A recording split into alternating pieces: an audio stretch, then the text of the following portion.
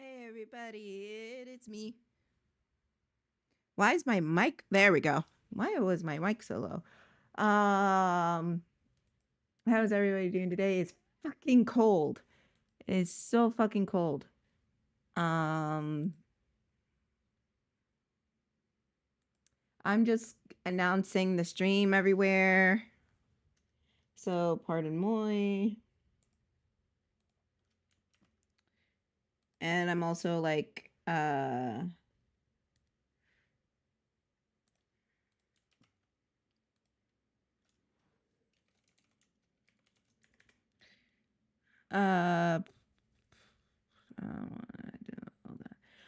also messaging people about commissions. So give me like 2 seconds. Let me put on the music at least.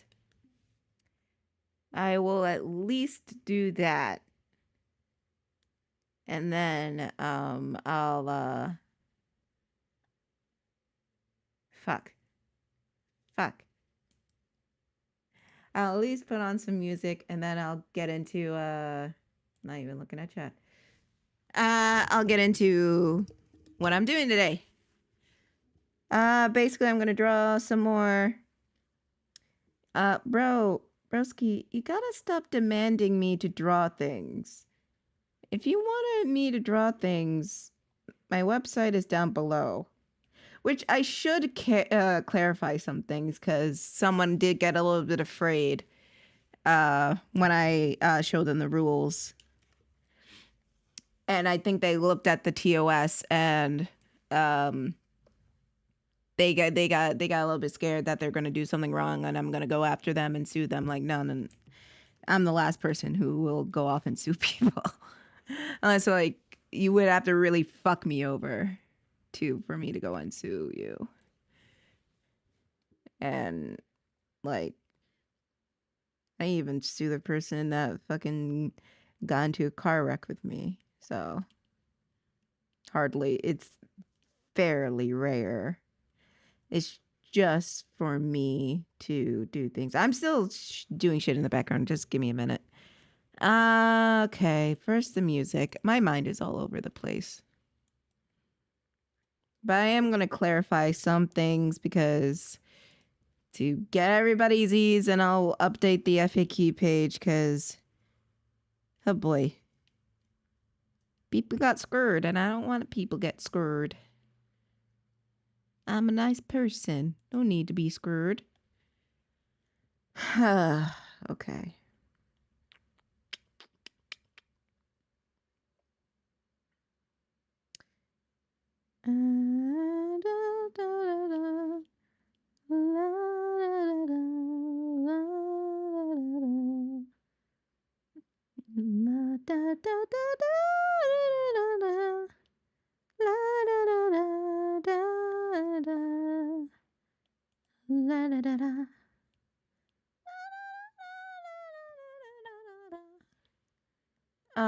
But anyways, hey Nathan the Hedgehog. Hey, I'm young. Still, again, don't do that. That's kind of rude.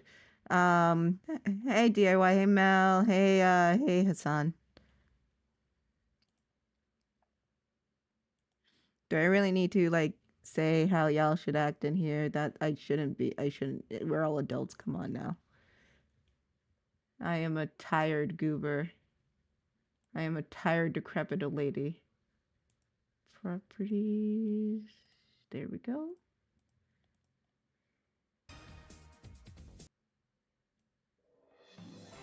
There we go. Okay, so let me finish posting the announcements that I'm live.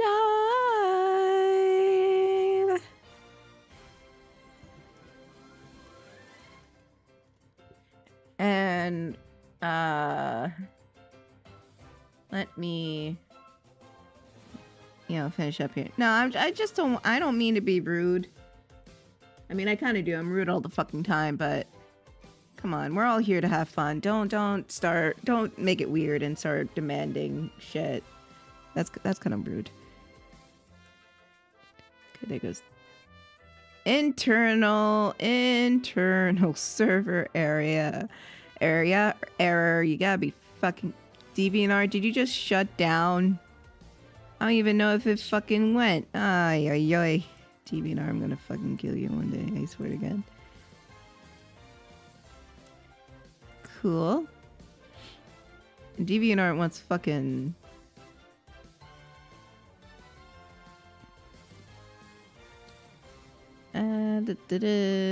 boom, boom. And then there we go. Boom, boom, boom. Did it. I really should get a Hootsuite or something.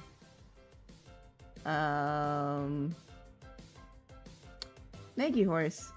You just timed them out, right? Because that's not a bannable. That's not really bannable or anything like that.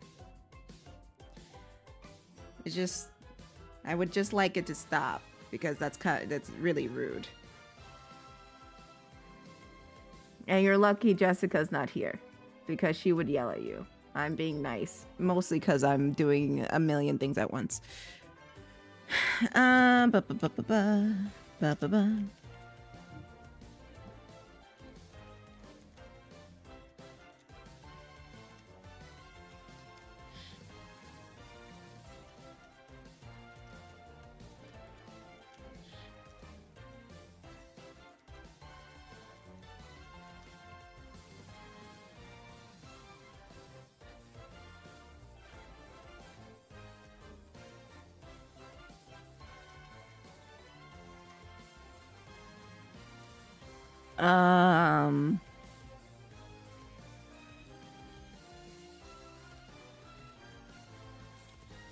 What else do I need?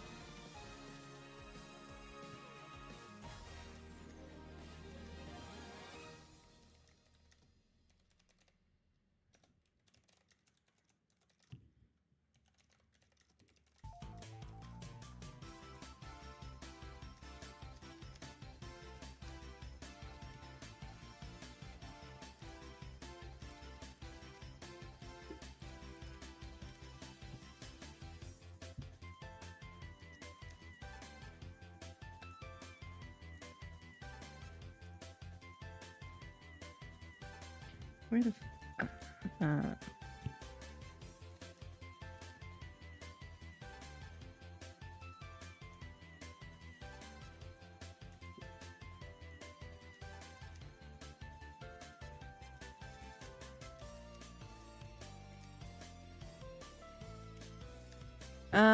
la la la la la la.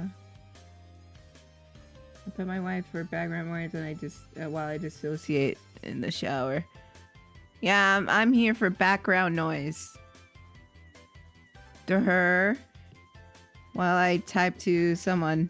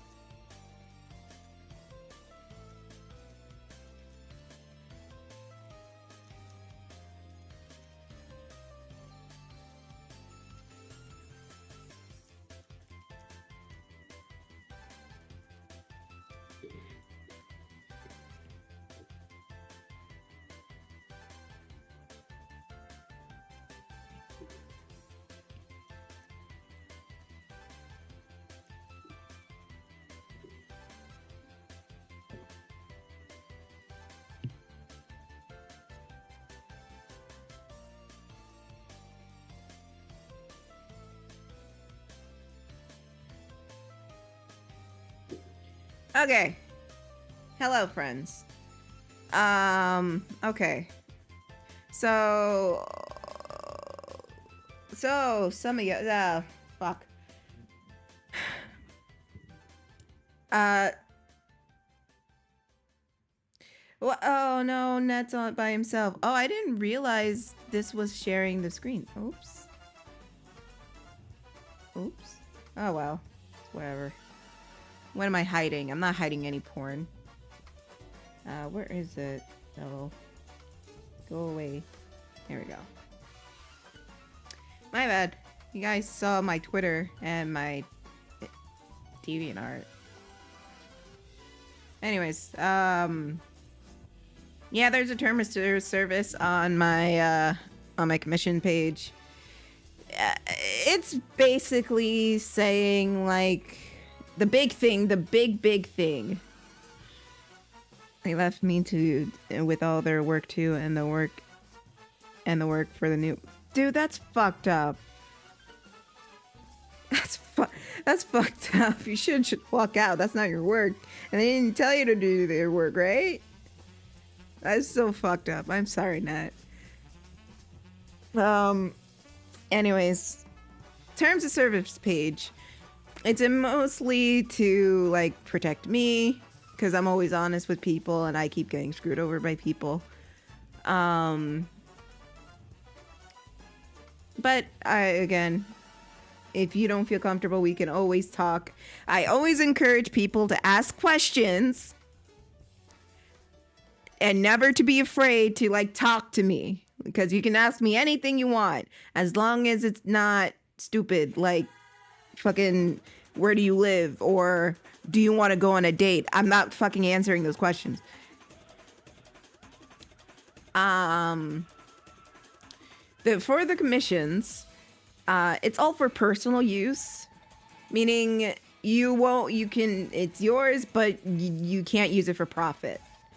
Meaning you can't put the design on a t-shirt and sell it somewhere. You can't make it a sticker. You can't make it like a book to sell. It's all for you to use to post. And you can use it. You can post it anywhere you want. You can post it on social media. You can use it for your own little projects or whatnot.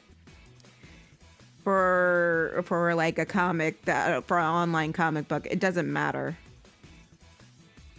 But if you're selling something like a mug, or you want to put the art in a book to sell, then that's commercial use and we have to talk. Most likely, what I'll do is probably just ask for a percentage of the profit of what you're making. And that's it. Because I made the art. It's only fair. But if it's for personal use, like your YouTube channel, your Twitch channel, your whatever type of channel, then I don't care. Do whatever you want.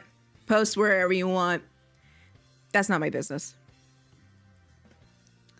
Oh my god, JP's here early?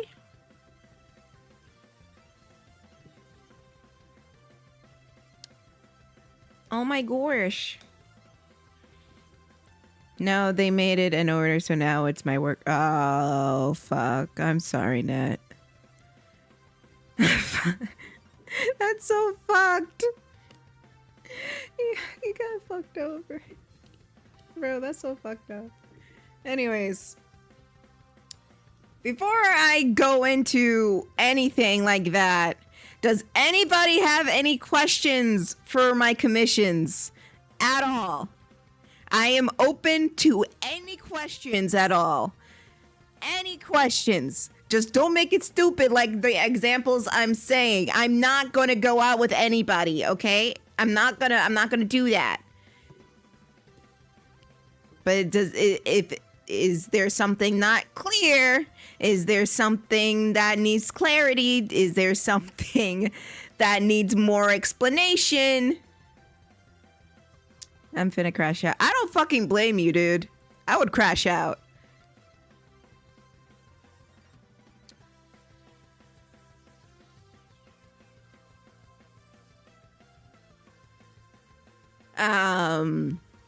Yeah, I would crash out.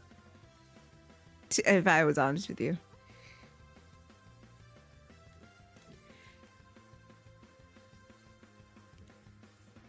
Okay? I'm going to say this very clearly, and I'm going to put it on the FAQ page.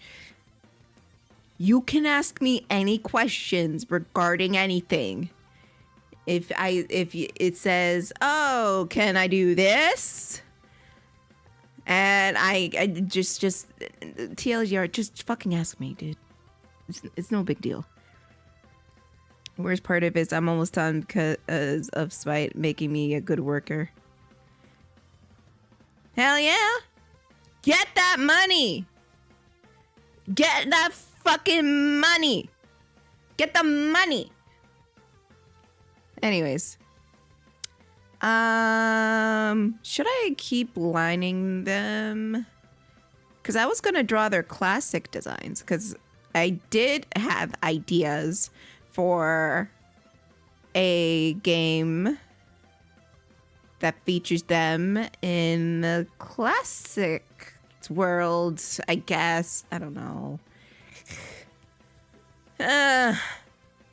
First off, my chair's too low.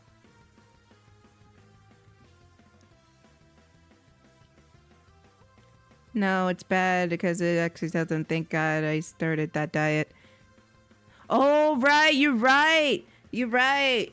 You're right. You're right. That gives them an excuse for oh my God, that's a double-edged sword right there. If you don't do it, you get in trouble. But if you do it, it just gives them excuse to keep fucking putting shit on top of you. Guys, when you're in a workplace, don't give it 100%. Give it 80%. Because if you give it 100%, then they'll have an excuse just to fuck with you. And no one wants to be fucked with. Oh, Penguin's gonna beat up JP again. Oh, Jesus. Oh, Jesus. Hello, timid garden. How are you? I hope you're doing well today. Where's the fucking lever? Ah! Seriously, where's the lever of this chair?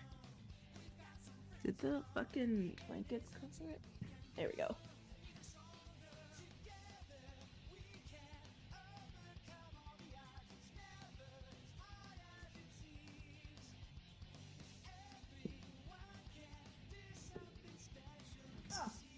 Oh. Boy. Also, it's like below 30 degrees outside. It's fucking cold. It's terribly cold. I'm here blasting Kanye. Cause wait till I get my money. Oh man.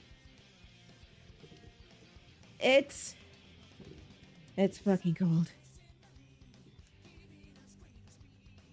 And you know what? It's dry and cold. And that's the worst. At least here. And it's windy as well.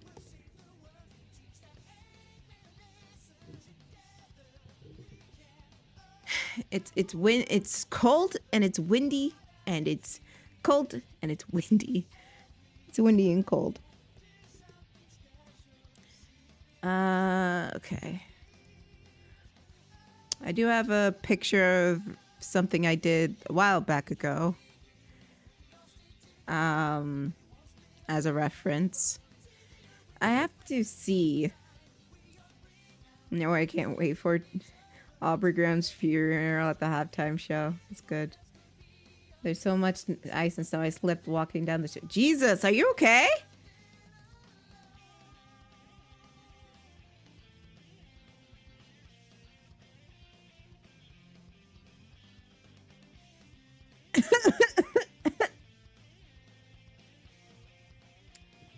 Where you live now is snowy. Bro, I don't blame you. I don't blame you. We're at the dead of winter. Not the comfy, cozy winter that's during the holidays. We're in that frigid weather. What was I looking? What was I doing? I was doing... Oh, right. I wanted to know the height difference between modern Sonic and classic Sonic. Shit. Height difference. Modern Sonic and classic Classic Sonic. Thank you.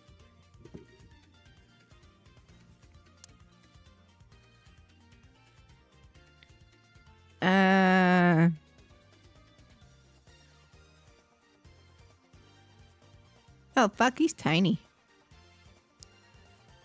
Which is weird because they're both supposed to be at 100 centimeters tall. Tall. What the fuck is wrong with my mouth? Tall. They're both supposed to be 100 centimeters tall, and Broski's way tinier.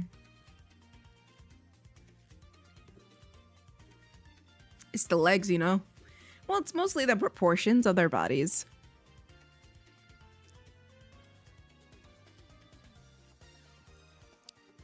So, classic Sonic is about a head shorter. I'm gonna actually start with Antoine. At least build his body first, because how I envision it within the core group here, Antoine is the same height as Sonic. So he'll be a good reference point to start off with. And then all the rest of them... Well, him, Bunny, and Sally will all be the same height, apart from Rotor, who will be the same height as Antoine. Well, the older Antoine, modern Antoine. Classic Rotor will be the same height as modern Antoine, and the classic versions of Sally, Bunny, and Antoine will be all the same height. And, you know, when they all grew up, Antoine just, well, everyone got tall. That's all. That's how I see it. Small Twan. There is nothing wrong with being small, damn it. I will bite your fucking ankles. Okay, so we have this. What I'm gonna start off with mainly is the body. Or at least starting off with like a little base body. See, this is why I copied the circles. Nathan Prince has just subscribed. Thank you, Nathan. I appreciate it, and I appreciate you as well. Okay. Most likely, I will have to make the head a little smaller.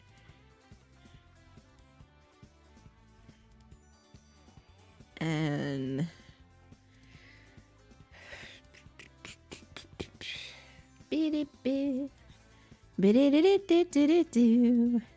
like... Okay, let me show you the picture I'm referencing here. It is off of DeviantArt, but I think it's a good one. Tim McGarden has just subscribed. Let's go! Thank you, Tim McGarden. I appreciate it, and I appreciate you. I hope you have a good time here. So he's like about a foot shorter. And basically...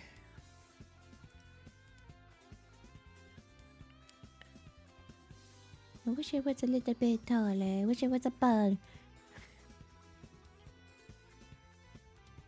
Create from clipboard.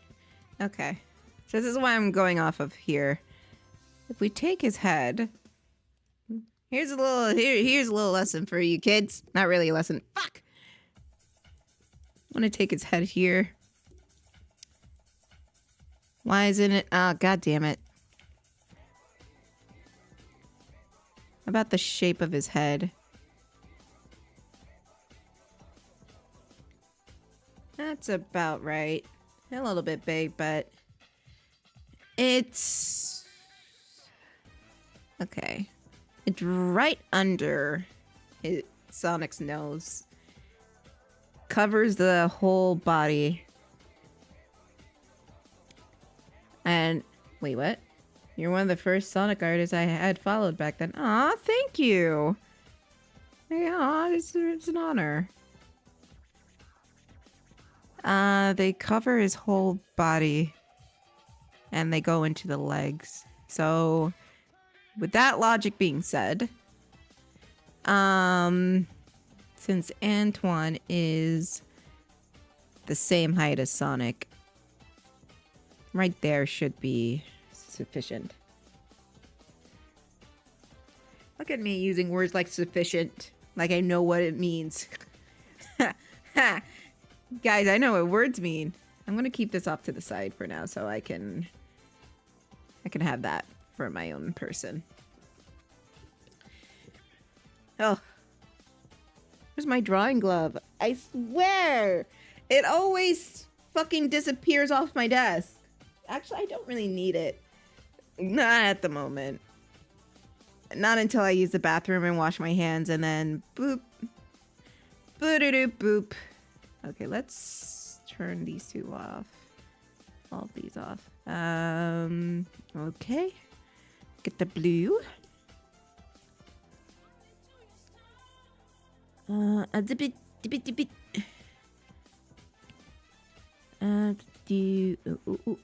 Oh wait, that's not the circle. Center it.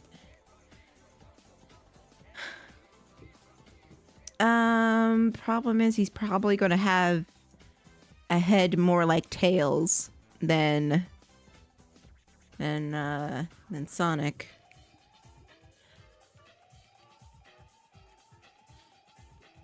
Like a more rectangular head.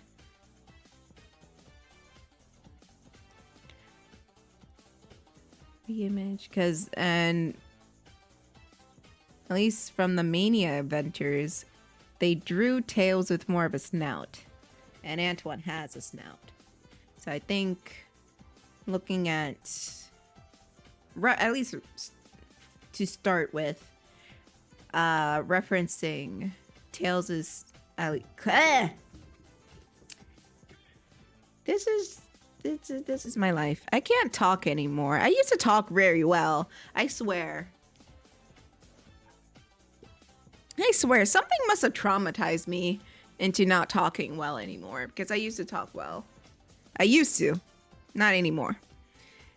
Like I was saying, I'm gonna be referencing We Do It Too Much.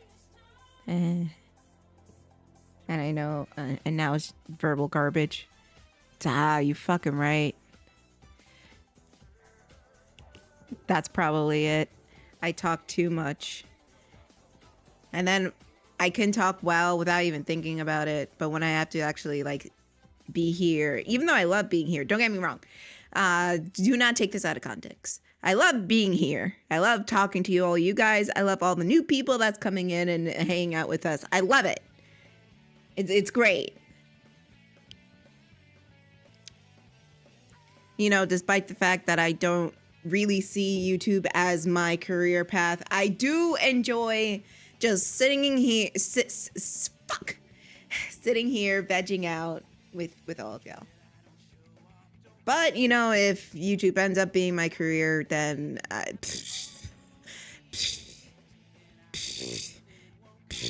what can I do? I can't really do anything at that point.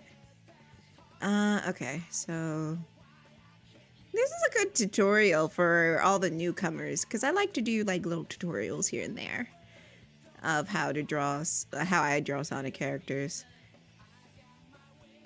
We be unprofessional as fuck. What is professionalism? Fucking. Maybe that's why I can't find a steady gig. Actually, I don't want to do gigs anymore. I want steady employment. Gigs are fine, and I get it frequently enough, but it's just getting to the point where like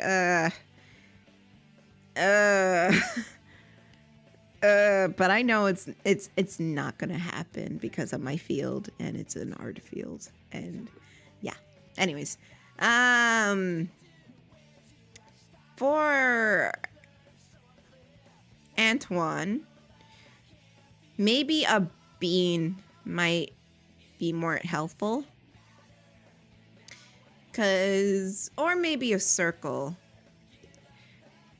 Because Classic Sonic, and I think, wait, no. Classic Sonic has a circular body. Classic Tails has more of a short bean body. Or oblong. It's like a short egg. Robotnik has a full-on circle. And Knuckles has a round... Is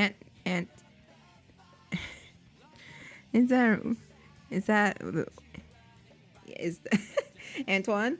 That weird Frenchman who's pussy as fuck. Yeah. Who's voiced by like one of the great voice actors, Rob Paulsen.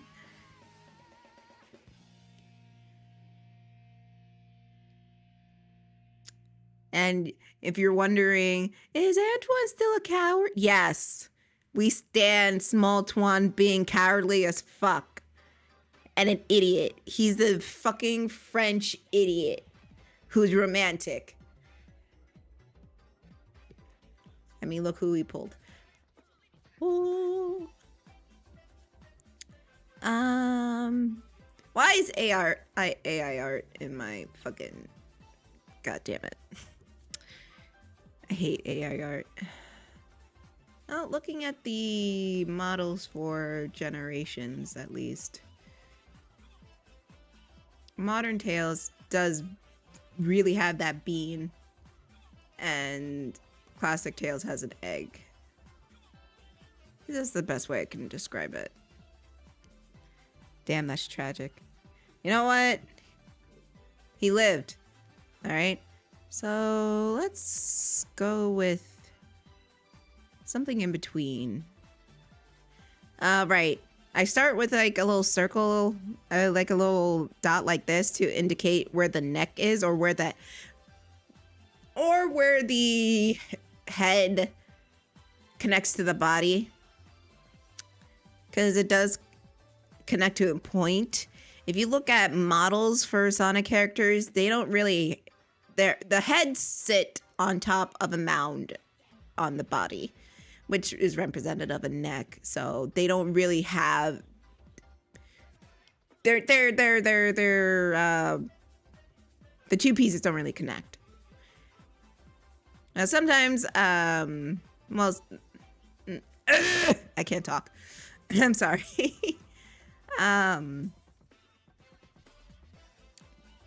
Sometimes people like to draw their neck, and I find, me personally, if you don't, then have at you. Right, but the models don't really necessarily need to connect, especially when you're 3D modeling, which I do have a degree in that shit. Not to toot my own horn, but toot toot. Especially in 3D modeling, it's all about cheating. So if you don't really necessarily need to connect the mesh of the head to the mesh of the body, you don't have to. And most, if not all, Sonic characters cheat it that way. I think there's a few characters that connect the mesh to the body. I think Tails is one of them if you look at him from behind, but you rarely do. But I don't think so. I don't think, yeah, it doesn't connect. Well, snap me down. No, the meshes don't connect to the body. In fact, they probably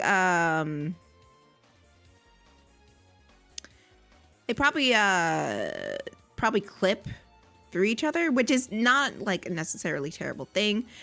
And when you're rigging the mesh and the bones of the rig,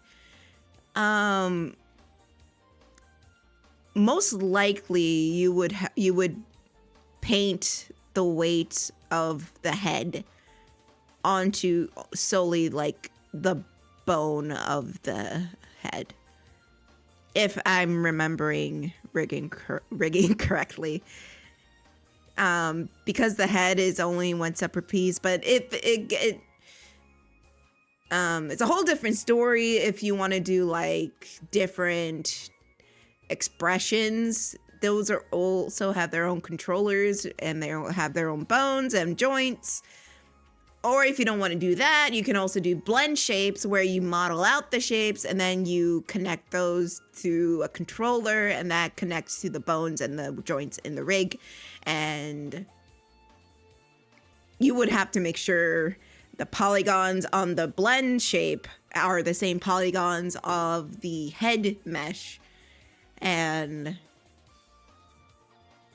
because, you know, you have to make sure like the head mesh can actually move that way. And it makes sense. Anyways, I'm getting off topic here. It's most likely that, pretty sure that the heads of Sonic characters lay just on top of the mesh without connecting. They don't really necessarily have a neck to connect to or anything like that. What some people I've seen done, and that's I've picked up kind of.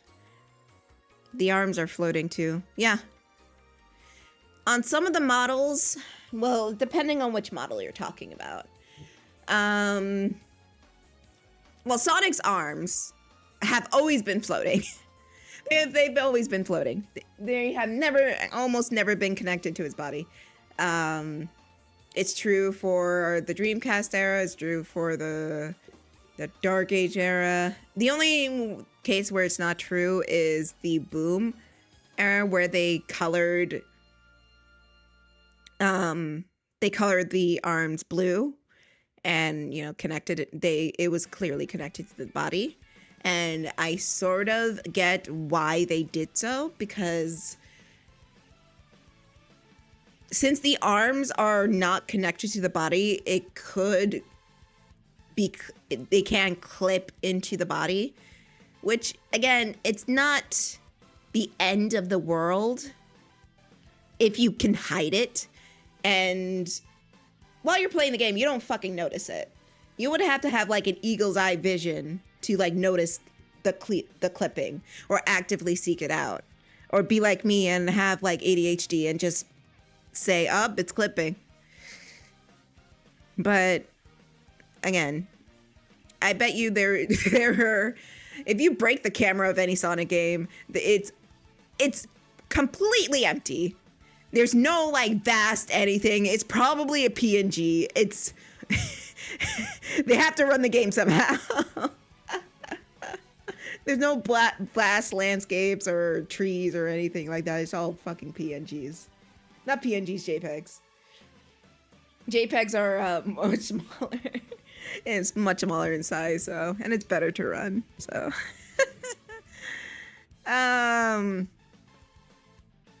But you don't really necessarily see that because it's forced perspective and shit like that. So the arms, it's not that big a deal. They did connect them to the body in both Sonic Boom and Sonic Prime. That's why it felt a little bit rubbery around the arms and a little bit plasticky.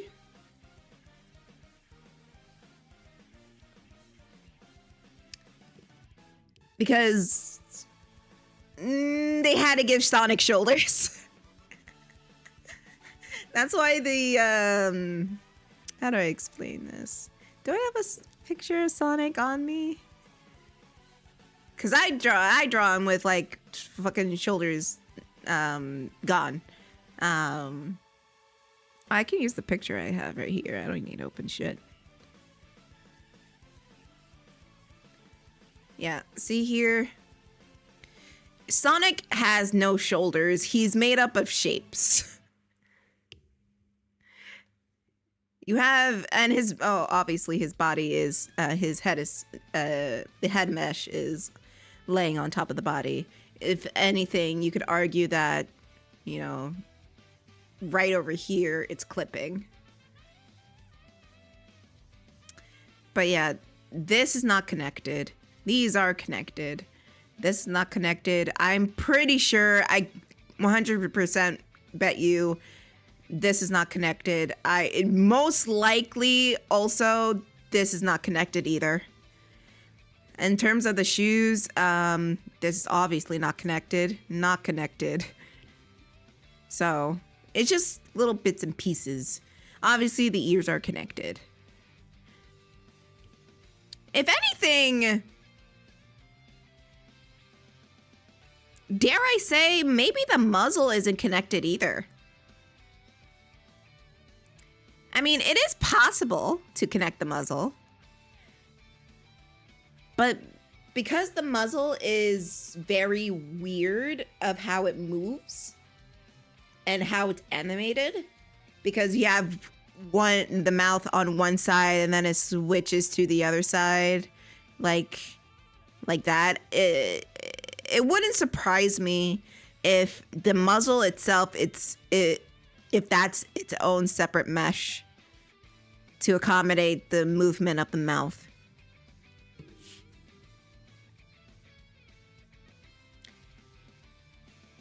Because you already have like millions and millions and millions and millions upon millions upon millions upon millions upon millions of polygons already. And I'm just, what makes me say this is because of this part here, it's more, whoa, my bad. Let me circle it. It's more floating on top instead of like interconnecting onto the mesh. So, again, not a bad thing. Same way with Classic Sonic. Oh. His head is connected to his mesh. Unless it's because of the, no, I think it's because of the quality. I think the head is also disconnected. It looks connected, but also it could have been also photoshopped, so it can look connected. But obviously his, these aren't connected, these aren't connected, these aren't connected.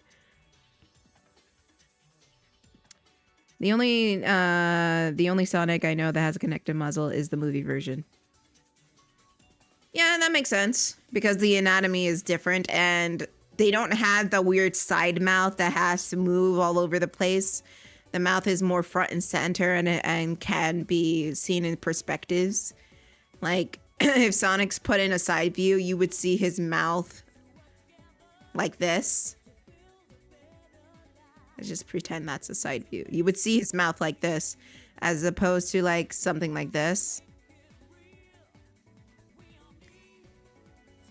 where he has like clearly defined lips.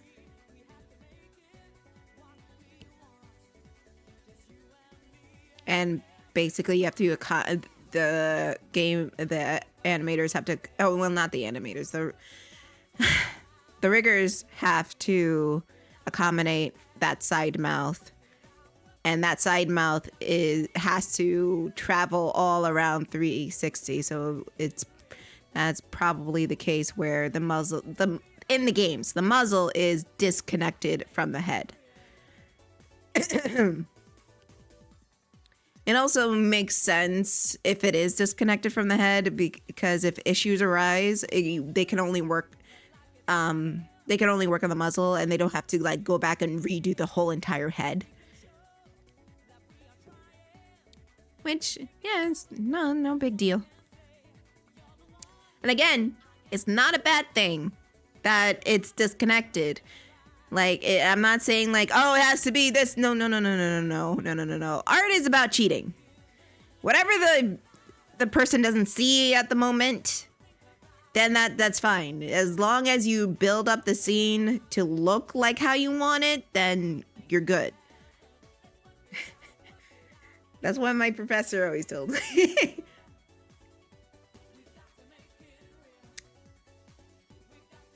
Art is cheating. Is purely cheating. Like, do you really think they fucking made all those landscapes for each level? No, of course not. They slapped a PNG on that shit.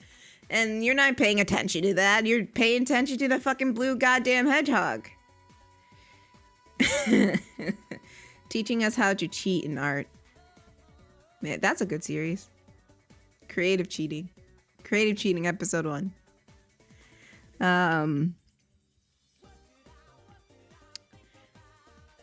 So, no, it's red.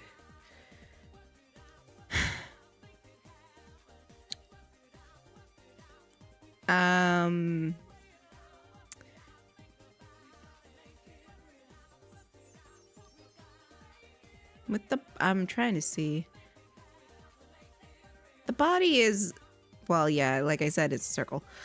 It's about a tad smaller, not half as small. Not even half that, so it's not half as small. It's a tad smaller than the head, but not too much smaller. And the limbs, unlike modern Sonic, where the limbs tend to taper at the end of the limb, like towards the wrists, it starts out thin at the shoulder, but tapers outward towards the wrist. And the same way here, it starts out straight at the hip and tapers out a little bit at the ankle, or towards the ankle, I should say, compared to classic Sonic, where it's just one noodle all throughout. There's no tapering.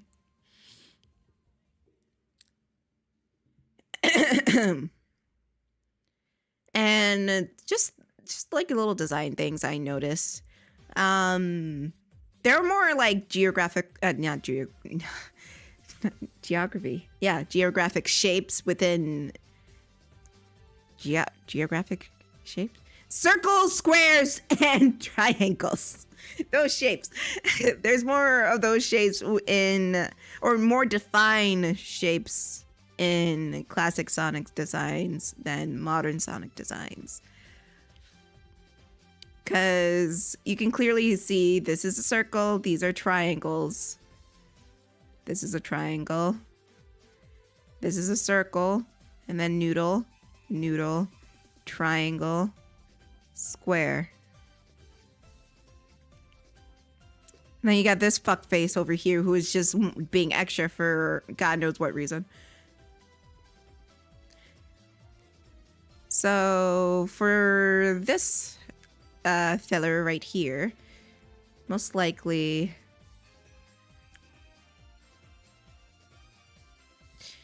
I want to put him in a pose though.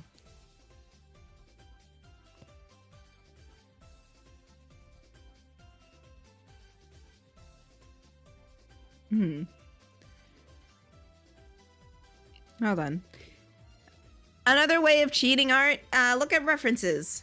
Because people get weird about looking at references. Geometric shapes. Thank you. People get weird about references. Scared pose.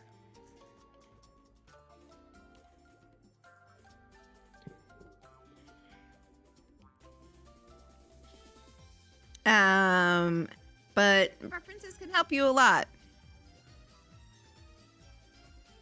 You can be your own reference. Exactly. Especially, yeah. Yeah, you can look at your hands, if that helps, or you can just go on the internet and look at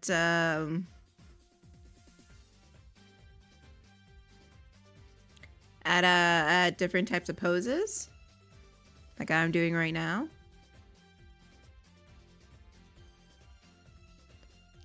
I don't want any. Here's the thing. I don't want a pose that is too exaggerated that will cover the body. Hold on, give me a second. I'm getting a phone call.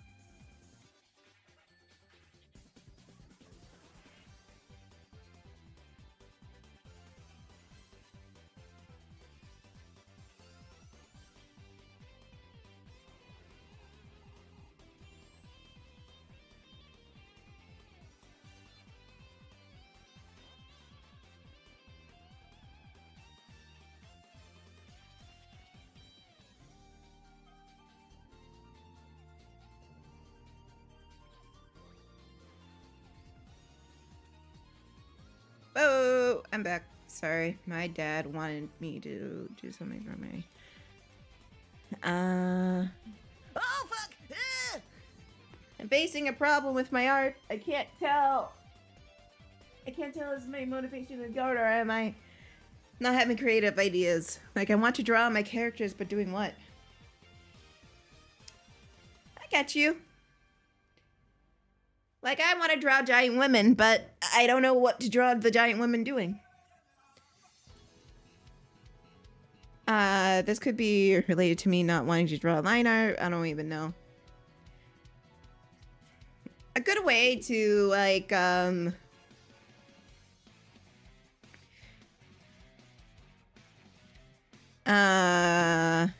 hey, Detective Uwu. A good way to, motivate yourself with drawing is to try a different style. Like, I've been drawing in the lineless style because drawing line art is a fucking pain. Like, I would have had these colored already. But drawing line art is such a fucking pain. And I've been procrastinating.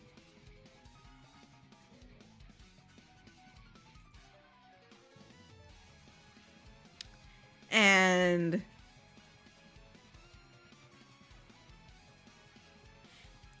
it's a lot.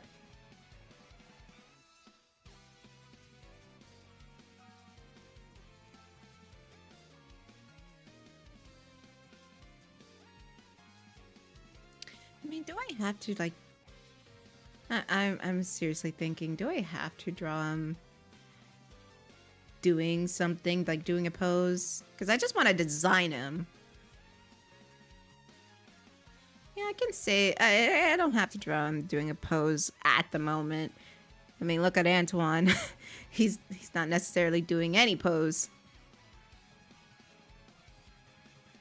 You like doing sketches and you like coloring? Okay, then color your sketches. And whatever makes you happy. It doesn't, you don't have to, like, force yourself how to do anything.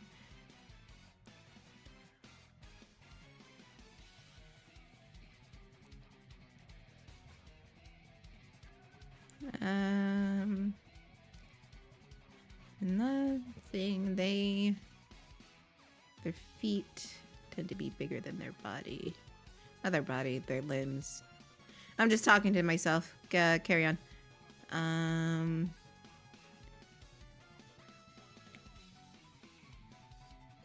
Just ensuring.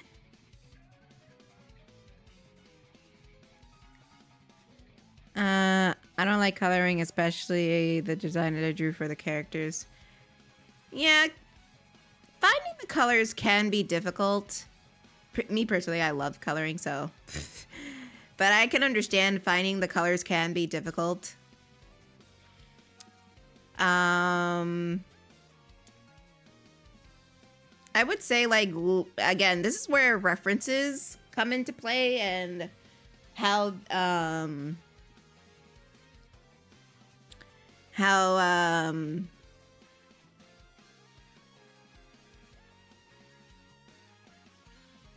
sorry, I'm just thinking about these feats. Yeah,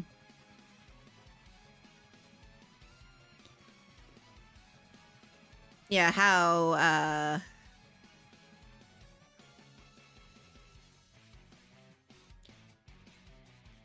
like, for instance, one of the reasons I'm redesigning everything is because I wanted to challenge myself a smidgen bit more, and two, this is just me. I'm asking myself, if I were to redesign these characters for, let's just say, IDW, and I couldn't use, like, any designs established in Archie and or I couldn't Archie or StatAM, then I would go with, like, what I think is cool. Like, for instance, for Sally, I wanted to try pink because I do like Pink Sally, but I did draw where she turns pink when she goes super, and I kind of want to keep that concept. So I'm trying to balance it out where it's a more tan. It skews more orange for the muzzle, but her fur is more a solid dark pink. And it's just like, what colors do you like? Or how do you imagine this character being colored? And it's just playing with colors. One way I like to experiment is, I don't know if y'all can see the color wheel over here. Yeah, this color wheel. There we go. One way I like to experiment is doing the opposite end of each color. Or if you have a triangle. I don't know how to say it, a triangle. There we go. If you have a triangle, you can do like the triangular points from this one. And that could be like a good start. You can even use these points. You can use this orange, this purple, this from like where you are right here. And you can like draw like, go like over here, to over here, to over here. And that can make a good color combo. Do you have any tips on how to draw eyes and arms to body ratio? In terms of Sonic, shapes are your best friends. Like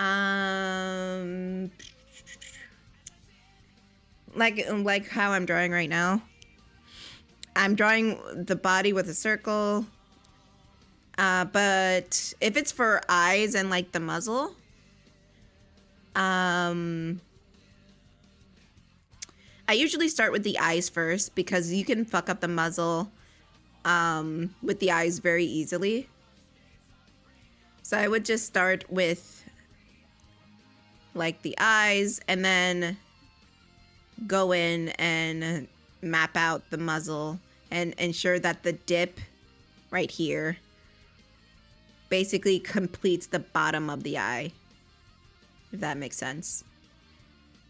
For arms, at least for Sonic Sense, if you're asking about humans, that's another tutorial for another day. Yes, I can draw humans. I don't feel like it right now. But the arms are always noodles. They're not like human anatomy. The arms always tend to hang towards the ankles. And the hands are usually boxes. Boxes and sausages.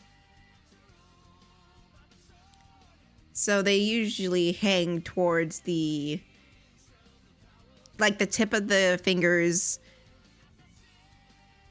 usually hang towards the, to the ankle instead of on a normal human where it would go more down towards the thigh, towards the knee. I don't think it's towards the knee. No, it's towards the thigh. I think. Humans are weird.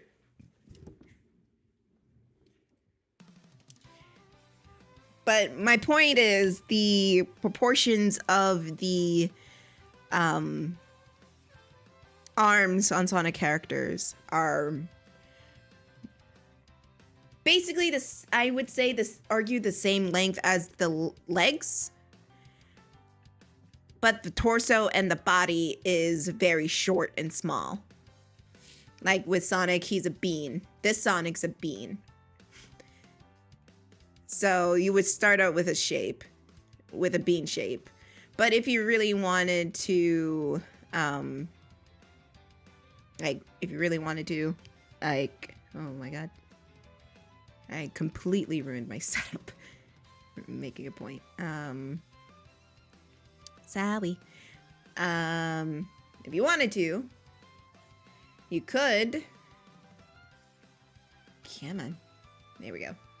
If you wanted to, you could do 2 shades for a modern version. You could do like a 1 circle for the chest and another circle for the hips. Like a smaller circle for the hips, and you can connect them with the line. And you can get that nice tapered bean. Modern Sonic is literally a circle. Don't ask me about it. I'm still trying to figure that out myself. I have a question. Would you draw me a mongoose? I want to see a redesign of her sub, but that's okay if you don't wanna. The reason I only do like the freedom fighters and people you see in SatAM is because it's if I couldn't use any characters in Archie and I had to redesign the freedom fighters, it solely people want the freedom fighters.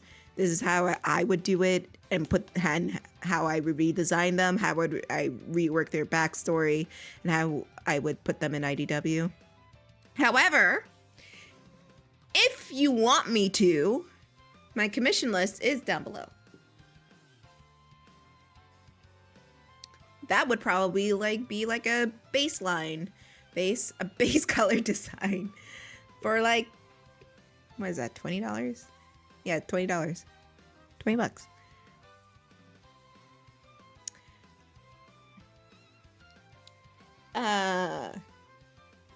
But yeah.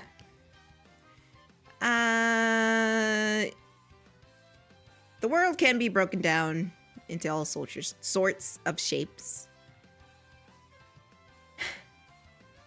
Now, the problem with Antoine is that, you know what I'll probably do? I'll just do a basic pose, because both Bunny and Sally have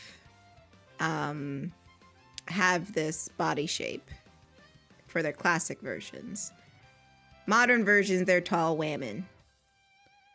All I wanna do is see you turn into a giant woman. A giant woman. All I wanna do is be someone who gets to see a giant woman.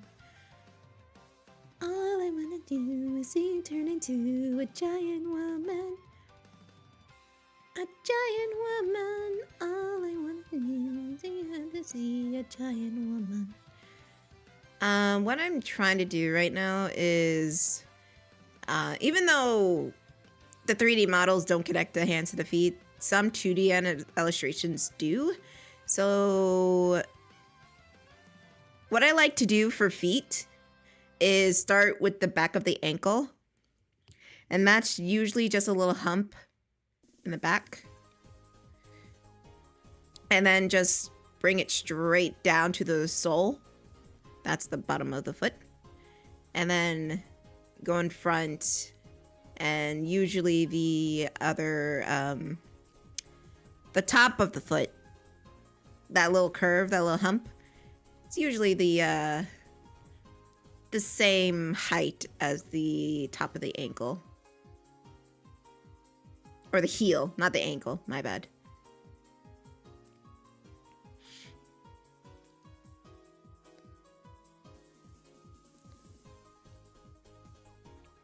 And that's what I'm just trying to figure out right now. And beep beep beep beep beep. Also, warning, my dad's picking up Chinese food, so I might procure some this later.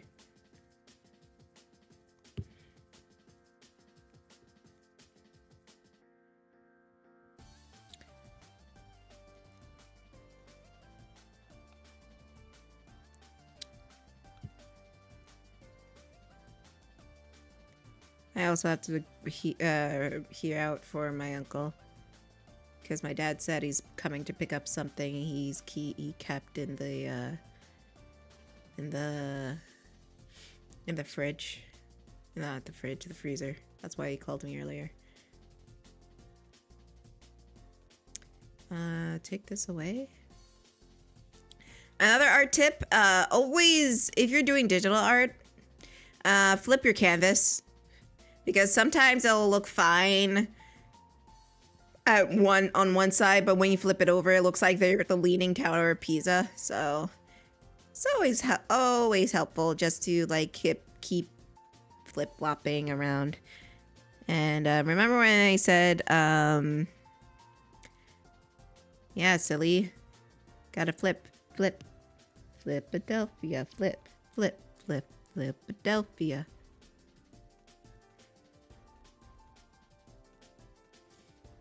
Don't worry, it's like a common mistake. I always forget to flip too. Like on this very canvas, I was drawing Rotor, and I flipped it, and it looked like he was the Leaning Tower of Pisa. But again, it's like an easy fix. You don't have to like redraw everything. You can use your transform tool to help tilt it forward. Like, if you press Control T, hold down Control, it'll give you the askew. You can use that to askew the drawing upright, and then you should be fine.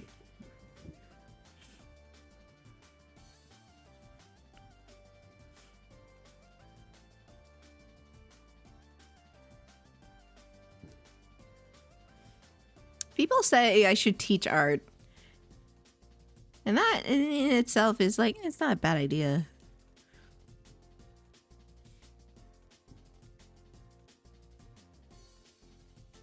It's not terrible. Let's see. There we go. That's that's the front foot. There it is. Lovely. I also don't know how I'm gonna design his shoes. Maybe it's gonna be a boot, but but we'll see. This is what I mean by cheating. I couldn't draw the other foot because it's like the same way, so I just copy, paste, and flip. Boom. Another foot.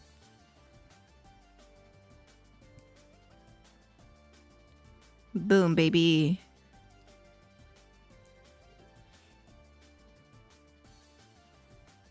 There you go. Art is cheating, and will anybody notice or care? No. I mean, y'all better shut the fuck up. I mean, I'm gonna edit it a little bit. Like the tiniest bit.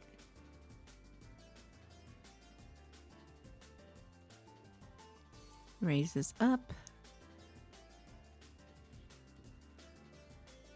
So the pose thing can look a little bit better. That's the bucket. All right, JP.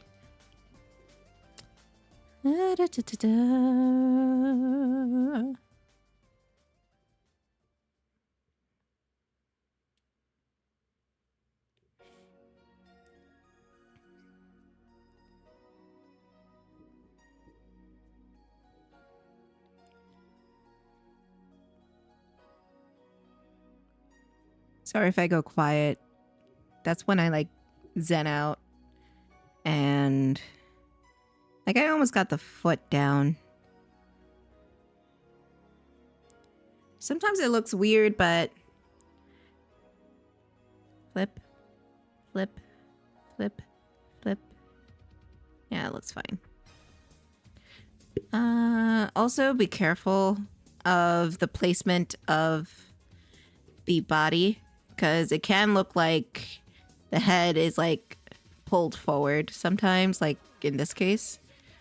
So what I'm gonna do is just slide it over a little bit.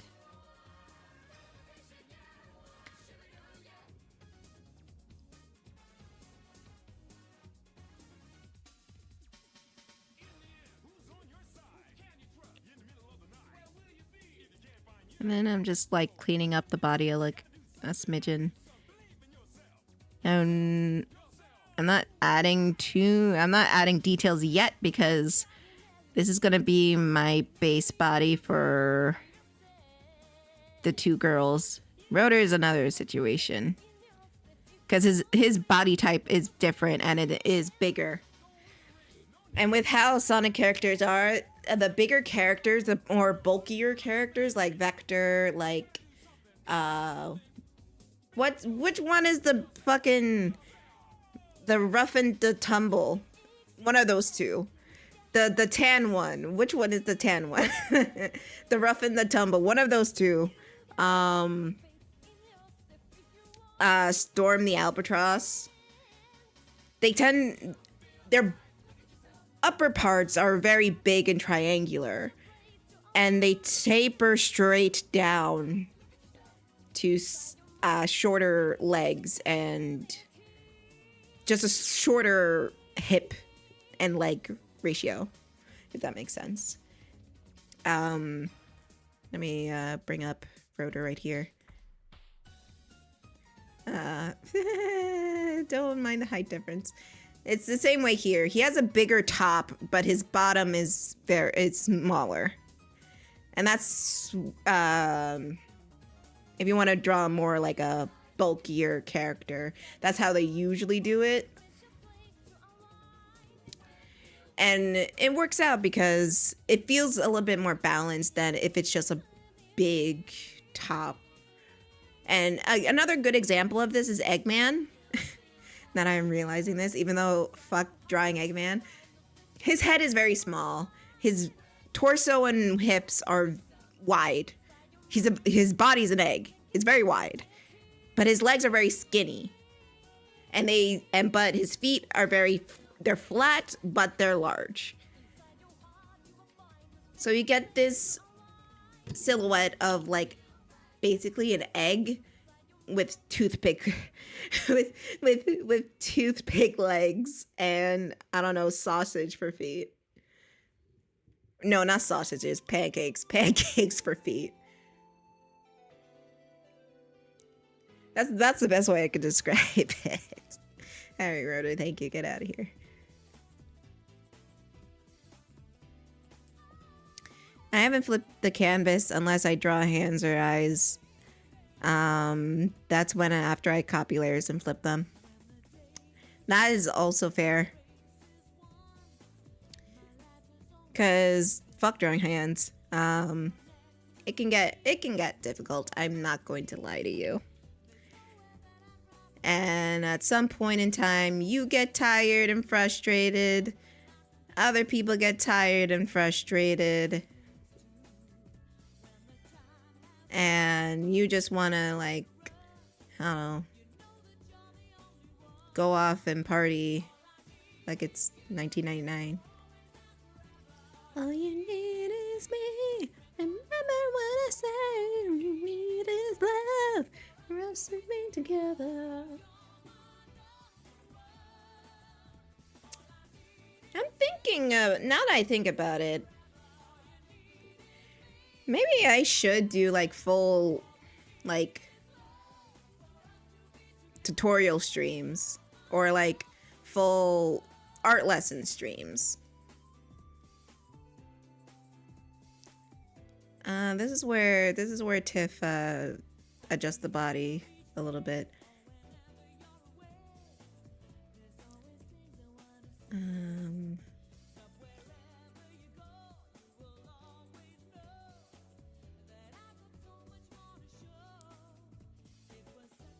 It's the shoulders that always get to me. I have to balance it out so it doesn't look like he's like toppling over.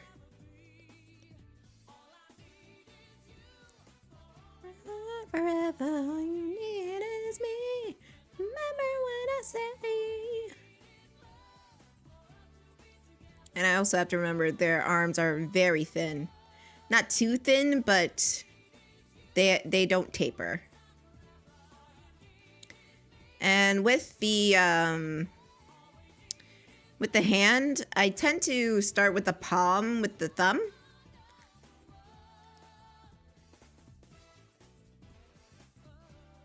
Let me do it a little bit longer to accommodate for the, yeah, that part. The thumb part. And like I said, it's just widow sausage.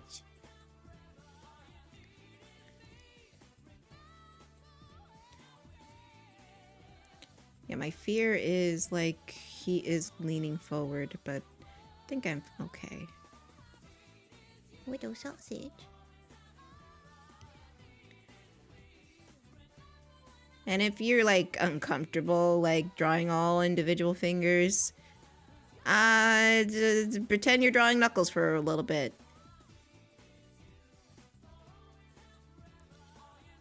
And then what that does is like help at least position the fingers, and then you can like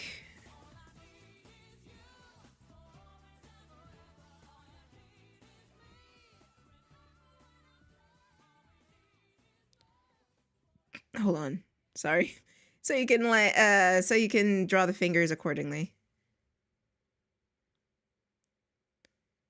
So I'm gonna add a widow sausage.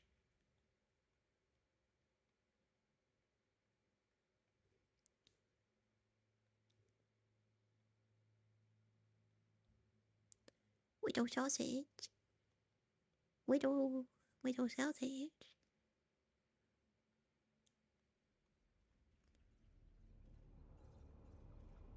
And then usually the rest of the fingers just follow along.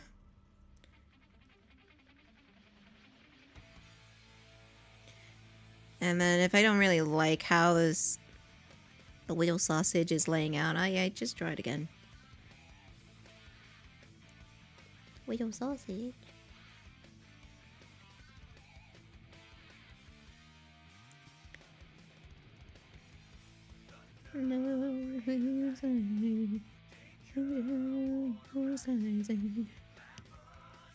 Widow sausage. I'm sorry if I'm saying little sausage over and over again, but that's what they are. These are just little sausages. It's like, I remember, like, I drew Sonic a lot in college, and, my professors compared their fingers to Warner Brothers fingers, or Disney characters, like old Disney characters. No. Okay.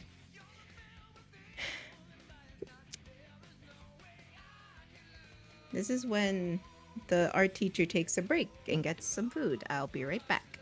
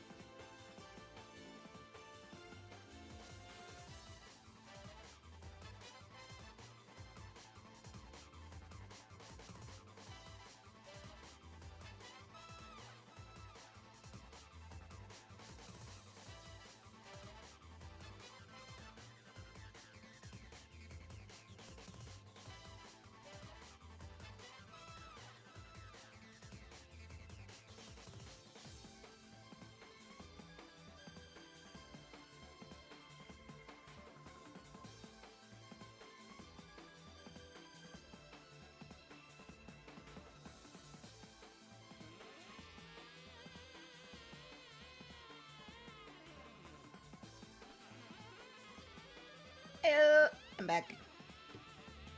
And I got food. Oh! Ugh. It's hard to sit on the chair sometimes because my pants are extra slippery, so I tend to like feel myself slipping off. But no worries. Everything is okay. I am like taking a small break for a little din-din.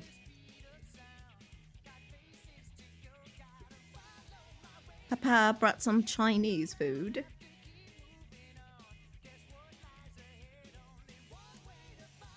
But it does give me a chance to like take a peek at chat and answer any other art questions people might have.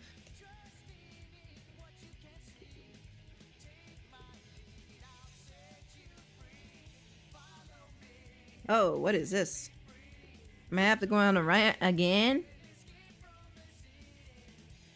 Disney's trying to buy Sega. We can't let that happen. Reminder, we're having a Star Wars and Marvel.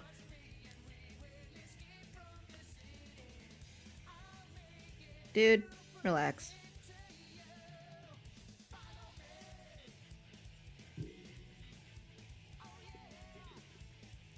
They're not gonna... Disney's not gonna buy you Sega.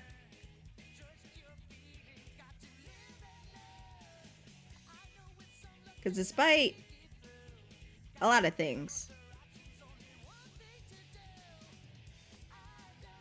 Paramount has proven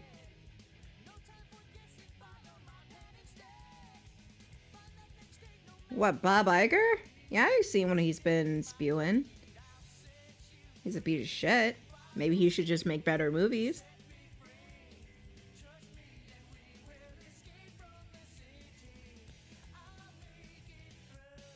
He thinks acquiring all this fucking property is gonna make his company better? No. People don't want to see live action movies anymore, or at all. When people think of creativity and classic stories, they think of Disney, and Disney's not been giving us that at all.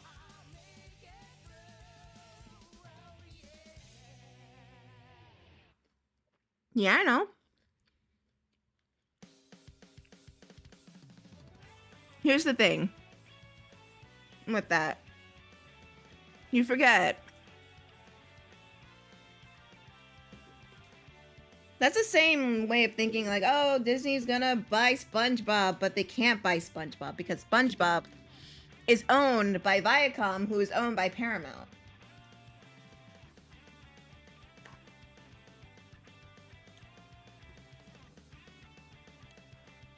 And Paramount has the exclusive rights for streaming the Sonic the Hedgehog series, making Sonic TV shows and movies, and any sort of media like that. The rights are at Paramount. In order for Disney to buy Paramount, to buy Sonic, or for Sega to sell Sonic to Disney, or the rights and the distributing rights to Disney, they would need to have a falling out with Paramount.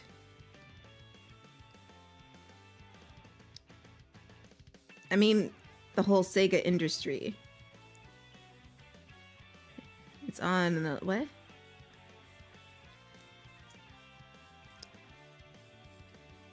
Dude, that's not how it works.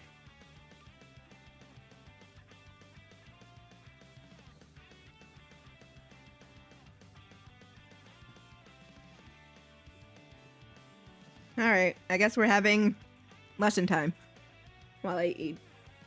That's not how it works. Because, just like how Sega lets Sonic be on Nintendo consoles, Sega is letting Paramount make and distribute Sonic movies. Not only that,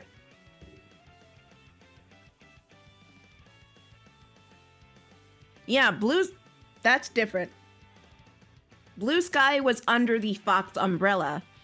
And once Disney bought out 21st Century Fox, it acquired Blue Sky. And it effectively shut it down because they didn't need it.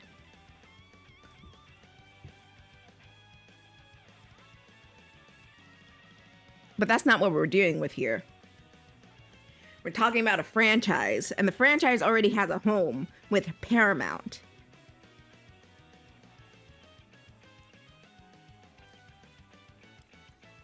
I don't know what happened with Club Penguin. From what I heard, it was acquired by Disney's gaming department, and that department got shut down.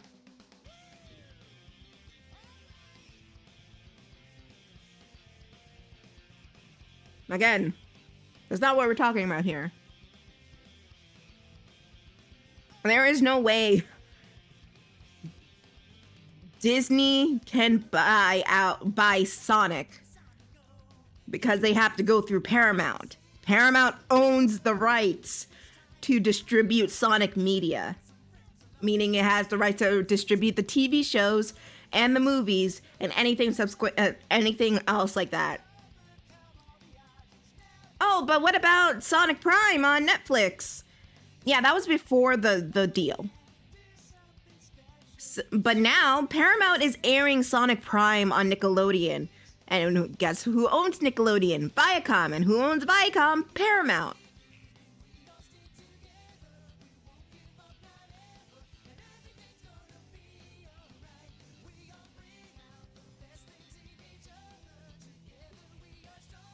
The only reason Disney was able to get 21st Century Fox is because 21st Century Fox was doing bad numbers. And contract expired due to not being to make another contract. For what?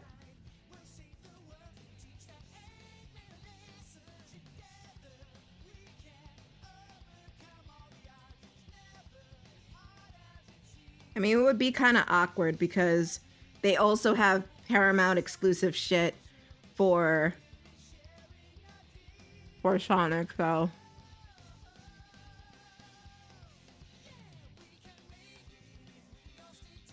Hold on. I should ask this. Where are you getting your information?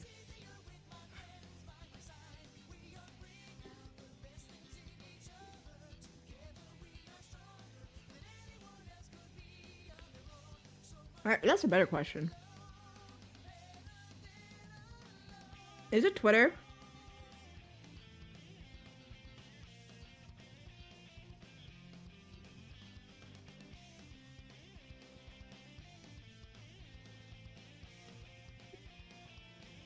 Nintendo Life and YouTube.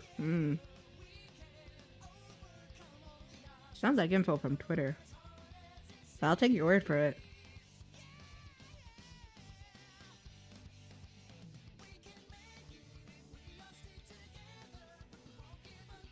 Point of the matter is, I doubt Disney will be able to buy Sonic.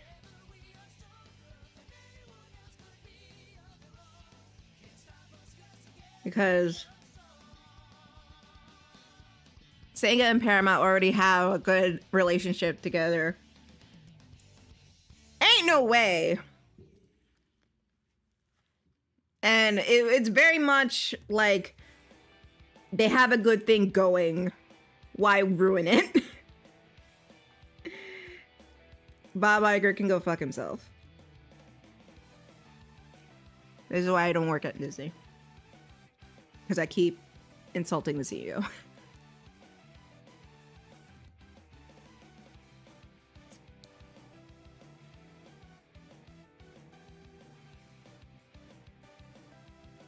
And this is why I said the MCU ruined modern media.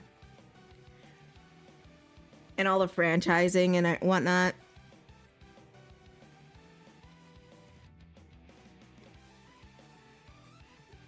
Because since Disney bought the MCU back in, what, 2009?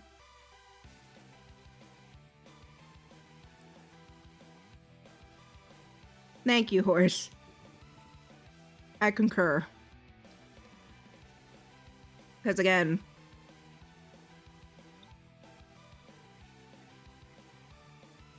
if you really think Sega's going to go to Disney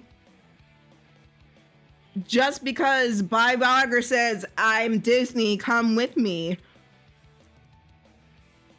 when it beat Disney in the box office, no.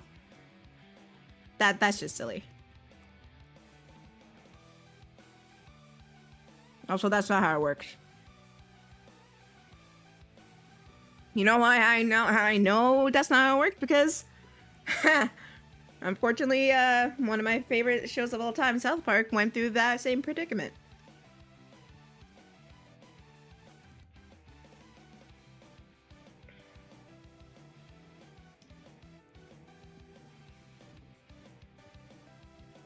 It'd be kind of stupid for them to sell to Disney, too.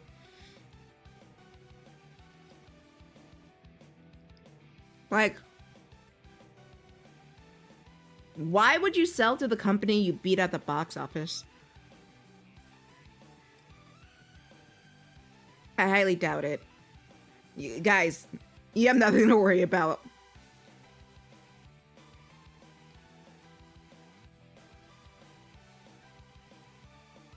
But, I'll be real with you guys. The Sonic movie series is gonna go down like the MCU. And not in a good way.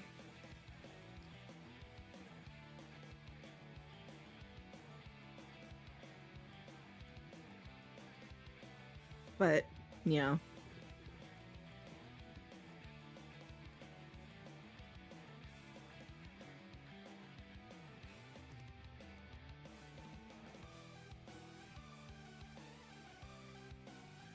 Because it'll get to a point where it's too bloated for anyone to care. And that's what happened with the MCU.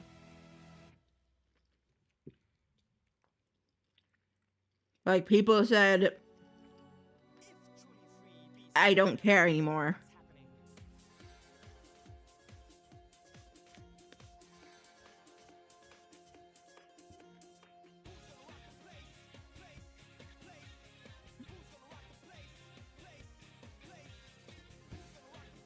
I mean, a lot of people dropped off after Endgame, so.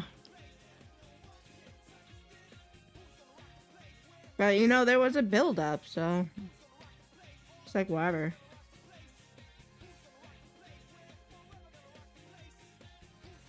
The way I describe it is, the MCU had a clear vision before Endgame. And after Endgame, they don't have that vision anymore.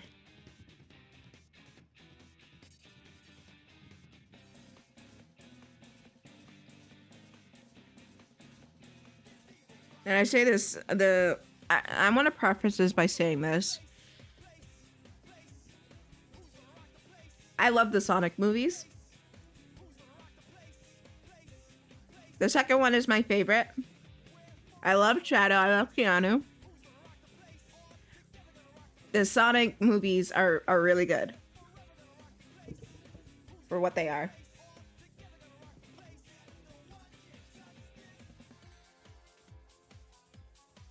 They are good movies to enjoy. Don't let me stop you from enjoying them. They're good movies. However, this being the cynic critic in me, I notice with the Sonic movies as they go on, they're not necessarily building up to anything.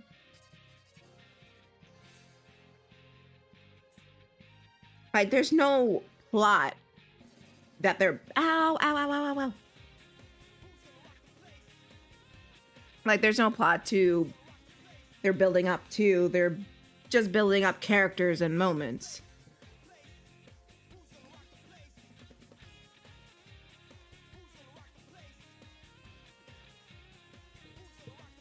And if you're gonna do like a franchise-like movie, then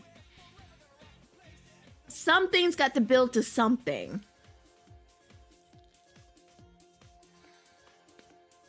Exactly. Like,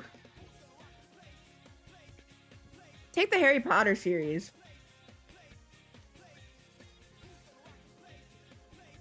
Everything was building up between the showdown between...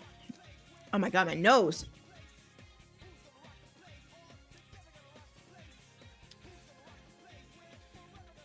Oh, so Horse, are you still driving? Or are you home?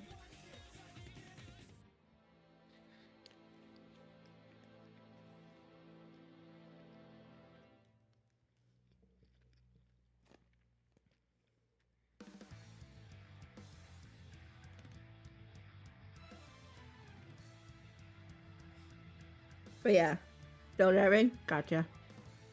Okay. So, yeah, like Horse said,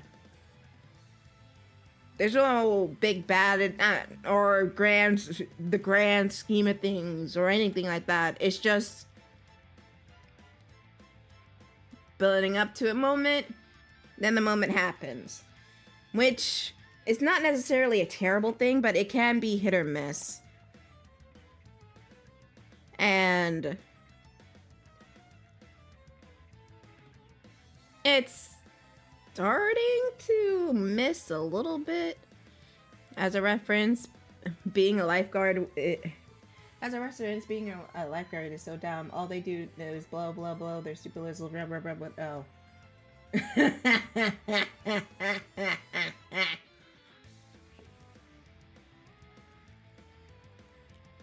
I see what you did there.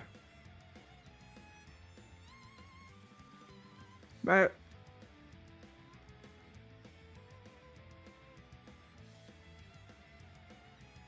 there's no necessarily a reason to have the sequels. It's just fun to have. But that's where it starts to get kind of annoying. Like, yeah. Like, okay, sure. Why is this a thing?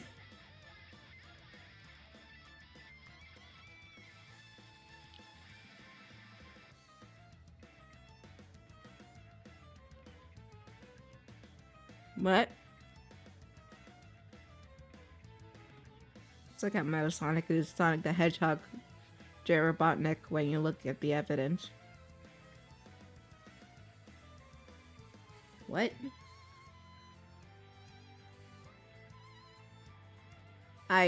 Whatever. That part,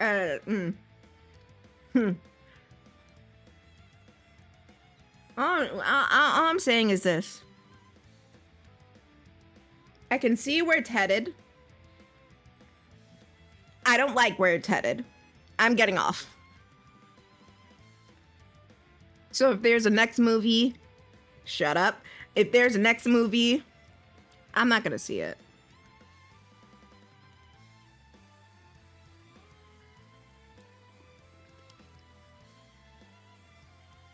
Because I don't feel like I need to anymore.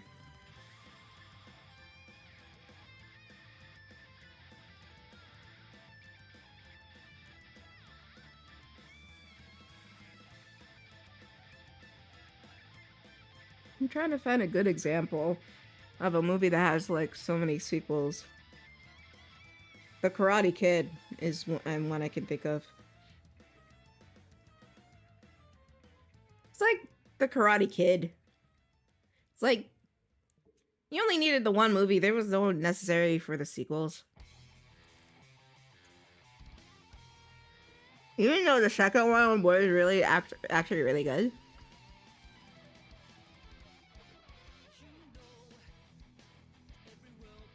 Or like,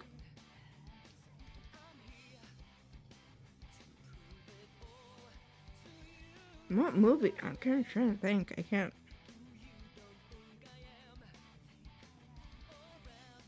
Despicable Me. That's where I was going with. I was thinking about Ghostbusters 2 horse. Like, it's cool, but it's not really that necessary.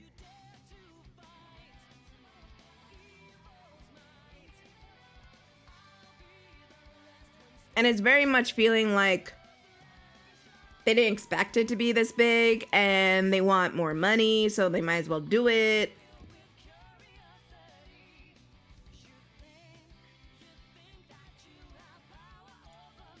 And I'm not saying they would be better off at Disney. No.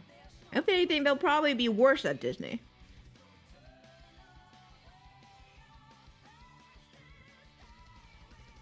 Because Disney wouldn't know what to do with them.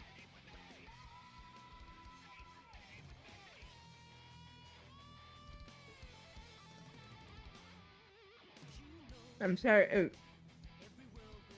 I'm saying this because this is a constant thing in modern media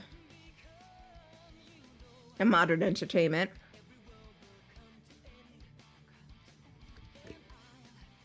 Like Joker.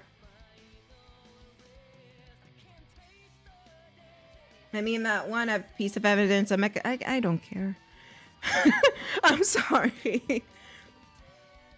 I'm just looking. I'm looking at it as perspective as how it works as a film.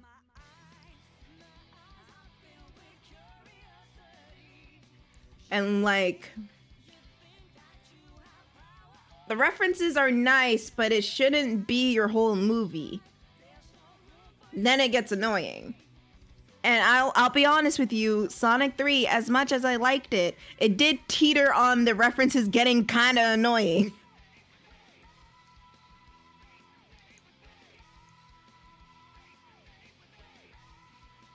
Then again, the story should have been structured better. And I want to note something else. I went into this watching no trailers. Do you know why I didn't watch any trailers? Because they spoil the fucking movie all the fucking time, 9 times out of 10. I don't give a shit. I fucking yelled at people, do not talk about the fucking trailers in here. I didn't watch it. I don't want to watch it. I only watch the trailers at the movie theater. Or if they come on my screen while I'm scrolling through TikTok, which is going to be gone in like 10 days.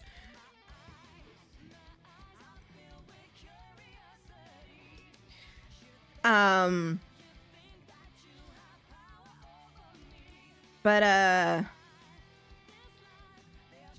what was I saying?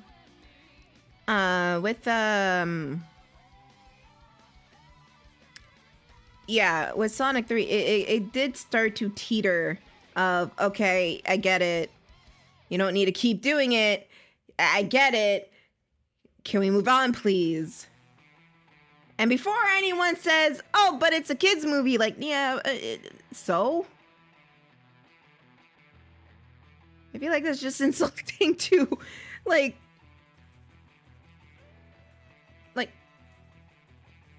that doesn't warrant things needing to be bad and annoying. There are plenty fucking media out there aimed towards children that don't fall to that fucking trope of being annoying, and saying, oh, it's wacky.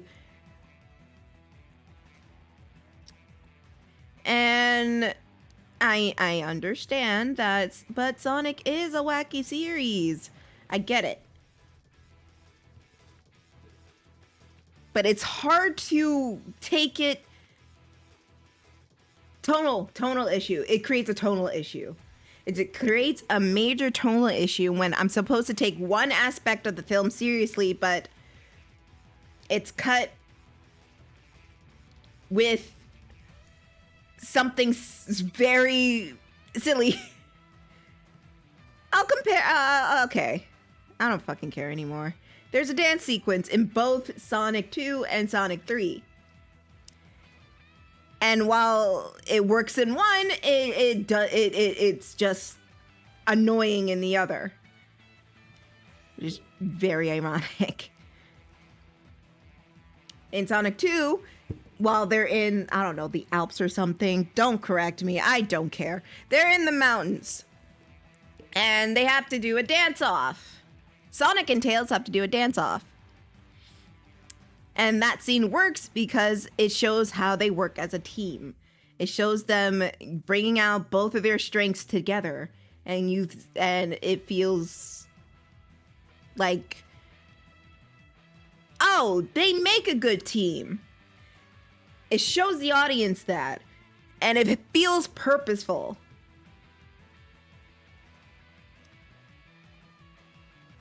In Sonic 3, we got another dance sequence. With Robotnik. And holy shit, it added nothing and it was annoying. It wasn't even funny. It wasn't even funny. Like, at all. It was just terrible. And I actually liked that song that they used. Shit. But it was so annoying. And it's already like a problem when one of the characters that is on the in front of the goddamn poster, right in front and center, is like didn't get enough screen time in the goddamn movie, and you have time for this. It's just that's a problem. The reason I didn't have a problem in Sonic 2 because Tails is there. Tails is being introduced. We're getting to know Tails. I don't give a fuck.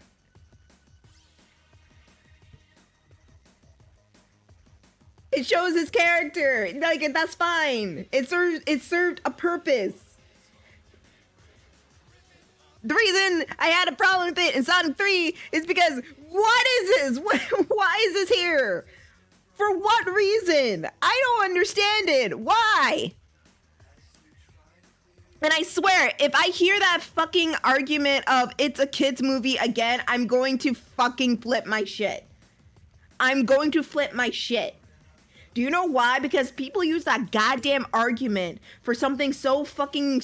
because they can't excuse any of it. They use that argument because, oh, it's stupid, but it's a kid's movie, so it's okay. It's like, no!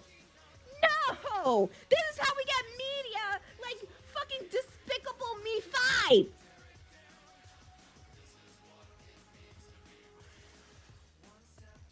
It's like, oh, it's a kid's movie, whatever.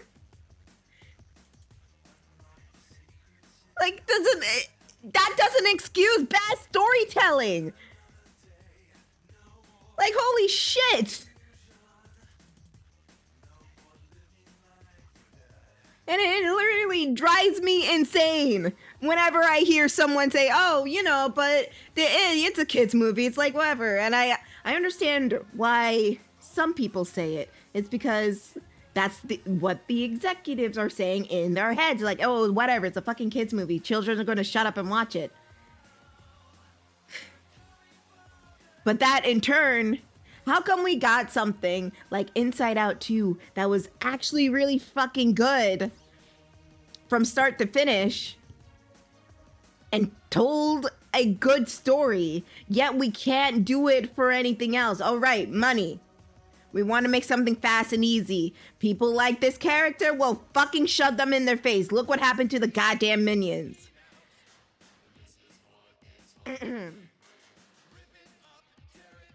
Now, I know I went on a very bad rant just now. I'm going to say this. I don't hate Jim Carrey's Robotnik. I actually find it entertaining and funny. Who the hell's calling me? I'm not picking up that phone. Why are you calling me past business hours? Fuck off. I'm not saying his performance is bad. It's Jim Carrey doing Jim Carrey, and he does a good job. He's entertaining. He is very funny. However, when you double the dose, it can get very annoying.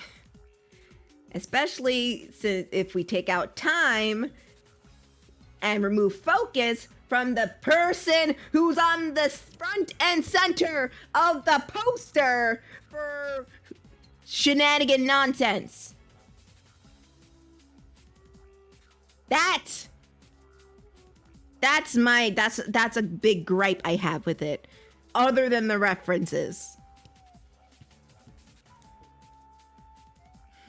Let me not be too negative. When it's good, it's good. The fight scenes are good. How the characters are animated, beautiful. I love how Shadow's animated, because he's not one for words, he's one for action. And you can tell what he's thinking by his emotions, and is animated very well, and I commend the animation team. Also Keanu's performance, but it's Keanu, okay? I love for all you younger viewers out there, I want you to understand, like back in the day, back in like the late 90s, early 2000s, Keanu was like the death of movies. Like if Keanu Reeves was in a movie, you know it was going to be bad. I think that changed like when John Wick came out, and then Keanu was just like beloved. But yeah, I just wanted to say that tidbit. But there were very hype moments. There were the action scenes were choreographed well. Questionable choices, but again, I'm not saying that. Love Shadow's character. Love the backstory. I loved Maria. I will say this. I'm pissing up all the Sonic fans. I don't fucking care. I keep saying this every stream. Hold on. I don't like Maria in the games. And that's purely a preference.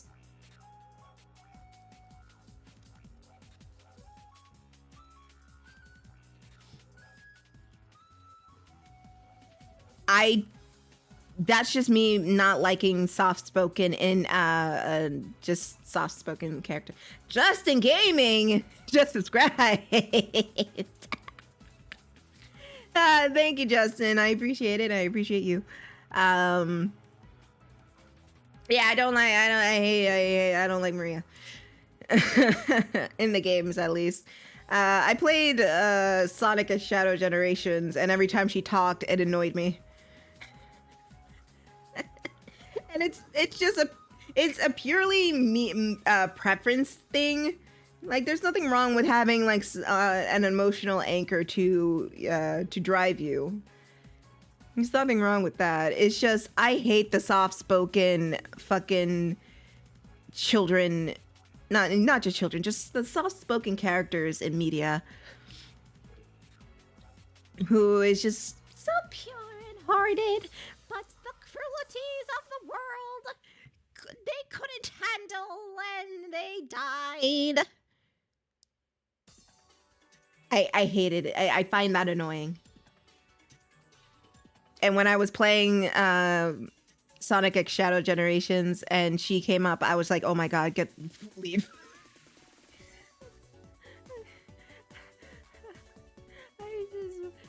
No, we don't need her. We don't need her. I mean, we do, but God damn it. Oh god. But I know that's a very, like, that's just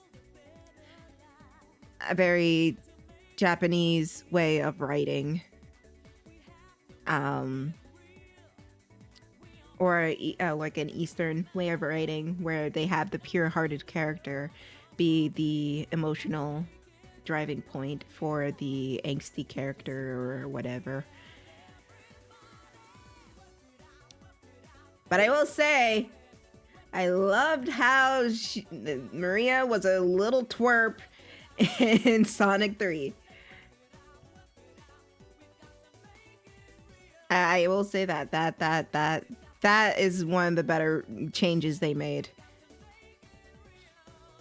'Cause I actually believed During that little flashback, I actually believe they were really close and good friends, like brother and sister. That is way more believable. Because, I don't know, they actually have her act like a child. They actually have her act like the fucking the bratty little sister. Do you know why? Because I'm the bratty little sister. I used to bug my sister all the time and get her into trouble all the time.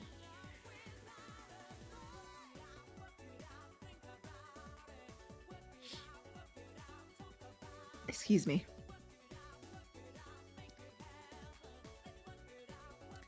Disney buying Sega is like when Microsoft tried to buy Nintendo. Yeah, dude, it's not gonna happen. Now, at this current moment, because you never know. But I can safely say for now, no. Not until Disney gets its shit together. Also, it would be fucking stupid. Why would you sell to someone you fucking beat out in the box office? That's ridiculous. Paramount's not letting that go. It would be stupid. Very stupid to let that go. Very, very idiotic and stupid. Let's see. Yeah.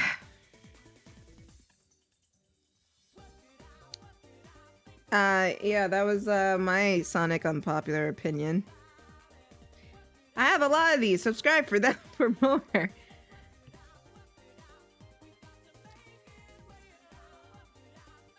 Oh, what do you think of the Sonic games?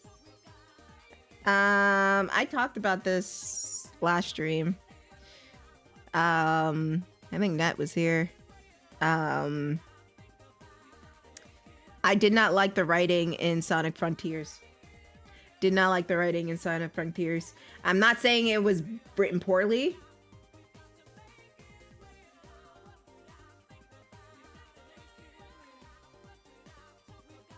However, it wasn't the best. I think it's sometimes I feel like, and I also feel this way because I also play The Sims. And if you know how The Sims is, they like to gaslight their audience a lot. And everybody buys into it, and including myself. Well, I buy the packs that I want to buy. I don't buy every pack, but you know. I feel like it's the same way in a way with Sega. And well, not just Sega, Sonic Team, where they put out mediocre shit all the time. And when they put something out, something better, people will laud it as the greatest thing ever. But it's not the greatest thing ever. It's still mediocre. It's still very much mediocre. And it's just better than how it was before, but it's still not great.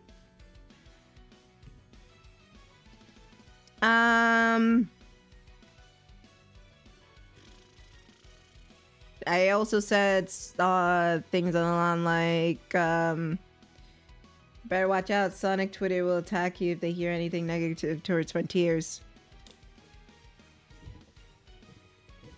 Sonic Frontiers had a bad concept. The concept was really bad. Ain't no fucking way y'all are gonna tell me you care about where the fuck chaos came from, even though it was already explained in Adventure. The Cocos are overrated. The story was nonsensical. And Forces had a better concept. Jokes on them, I'm not on Twitter. Well, I'm not active on Twitter. I have a Twitter, but I'm not really that active on it because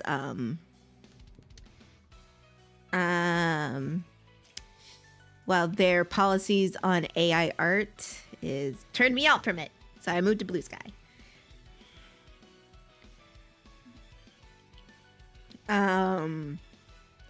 You're on winter watch for 3 days. Everything has been canceled. I don't blame you. It's been cold. There have been storms, winter storms left and right. I'm trying to draw a hand and I don't know how to draw a hand. Oh man. If I was drawing off stream, I would probably have Antoine's shit done by now, but because I have to be entertaining at the same time.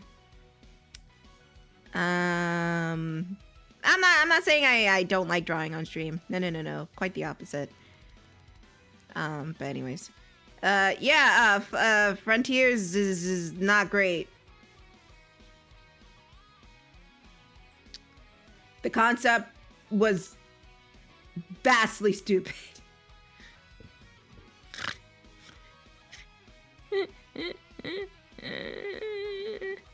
Oh, I'm gonna die. I'm gonna get doxxed. It's okay, I'll sue them for money.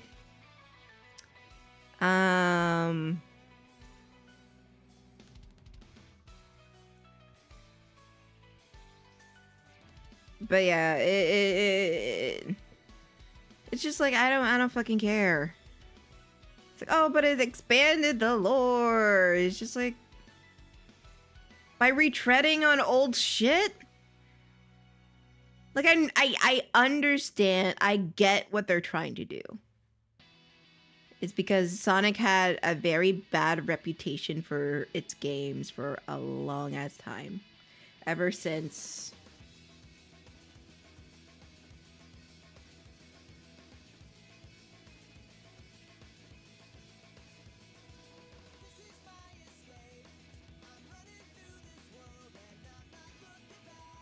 I'm actually trying to think.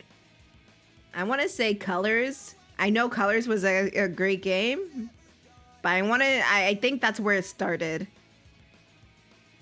Because everybody loved Unleashed. But Colors is when things started to get a little iffy.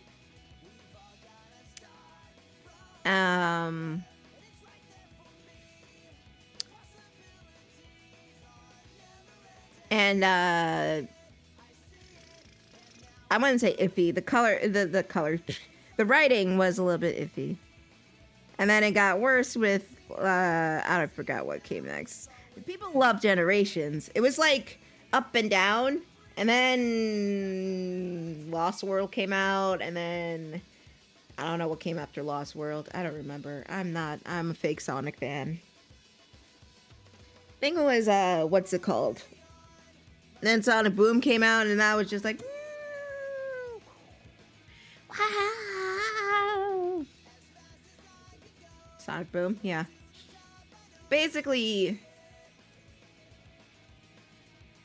Sonic was having a rough patch, and, you know, they thought Forces would be its big thing, but then Forces turned out to be shit, and not great, and not good. I'm always afraid it's like leaning forward, but I look at the head and it's just like, oh, it bounces out. It wasn't great, and then they were like, JK, that's not our big game. They knew, at least Sonic Team knew, it was getting to a point where a change needed to happen. Because they couldn't afford to fail again. And that's basically where they were at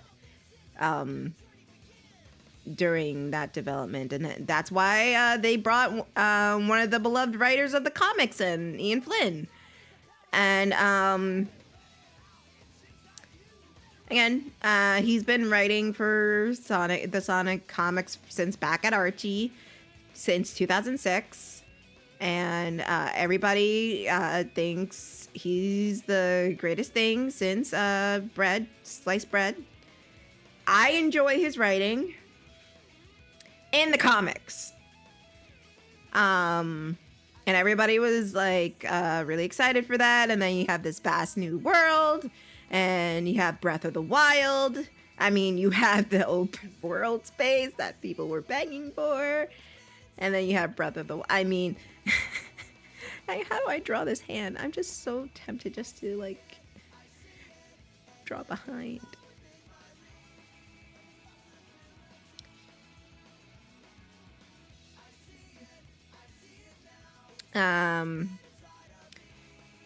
So that's, like, Sonic was at a low point, and they started to build up hype for the game and releasing like little bits and like little gameplay shit. And I'll tell you, because I did a stream, Speed, a friend of mine, he did a stream about it and he invited me on, and I saw the gameplay footage and I looked at it and I said, this is shit. But I didn't want to ruin his time. So I said, whoa, awesome, cool. But in all actuality, it looked bad. So I had no hope for it at all. When he asked me, like, hey, what do you think of the game? I said, I'm keeping my expectations low.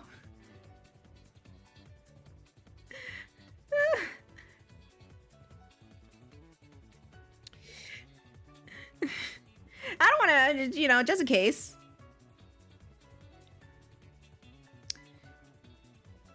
And the game came out and people were like, oh yeah, it's really good. And I'm just here like, oh really? Okay. So I bought it with my own money. And I played it. I played it a bit on stream. And then I played it by myself. And I like it. It was not good. I feel bad for Ian Flynn. Don't. He still gets money. Because people on Twitter blame and attack him for almost anything. He even wasn't really responsible for them.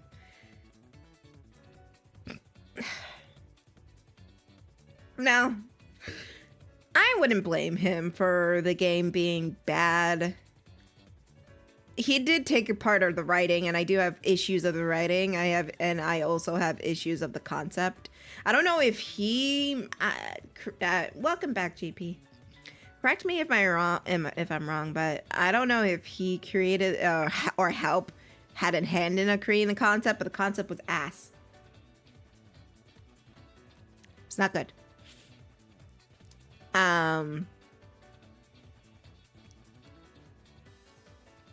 Maybe we should draw like the back of this hand. I'm trying to draw the back of the hand.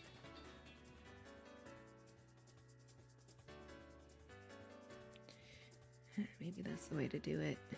Widow sausage. And roll widow sausage.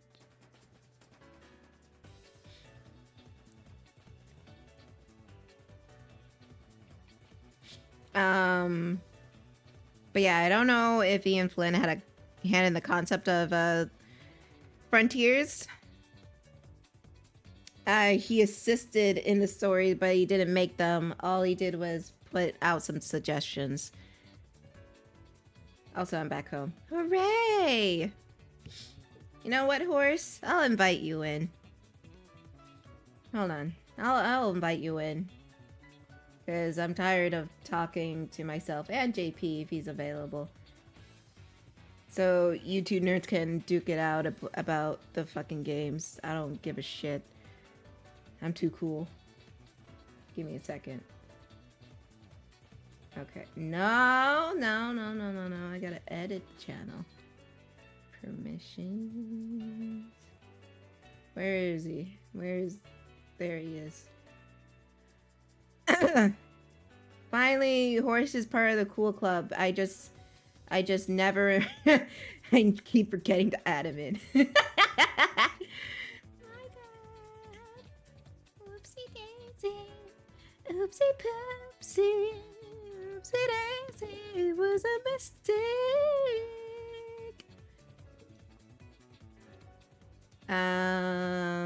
But if he assisted in it, then I blame Sega Team. Because that concept was stupid. It was stupid. You should feel bad. I'm under no mercy. It was stupid. Feel bad, it was stupid. It was stupid. It was stupid. I don't care what people say on Twitter. They can come at me all they fucking want. They act like I won't fucking ignore them. It was stupid. It was stupid and you should feel bad. JP? What game we talking about? JP? It was stupid. What game we talking about? It's Frontiers. It was stupid. It was stupid. The story was stupid. The story was stupid. JP? I don't care. The story was stupid. I know you want to disagree with me. The story was stupid. It was stupid. I didn't care. All right, hold on. Let's just think back to. I just want to go over the entire story quickly in my mind. Like they're traveling to Surfer Island. The whole freaking what happened? Like a shockwave hit them or what? What happened? That caused. Because I know. It's not clear. And then. Oh yeah, Eggman did a thing and that caused a thing. Oh, that's right. He found. Like, I'm just gonna call them aliens. Like those people that were the original. I forget. Were they? It was so. Here's the thing. I was interested in it, but like they made the story extremely complicated, and I didn't lose interest. I'm just like I actually got lost in the story because there was so much. You see. So it's not that it was to me it was bad. I'm laughing. I'm just laughing because I am going to try to explain this, and knowing that I can't fucking talk English well. It's gonna be funny. So Eggman found the secret of the ancients, and he did a thing. Okay. Yeah, he did a thing, and that caused everything to go to cyberspace or hyperspace, hypertime, hypersonic speed, time, space, continuum, MCU, whatever the fuck, and fucked everything up. And so the Sonic team was flying. I'm sorry. Sonic, Amy, and Tails were flying over the ocean. Who knows what they were doing, but whatever. They're flying over the fucking ocean for some reason. And then boom, portal.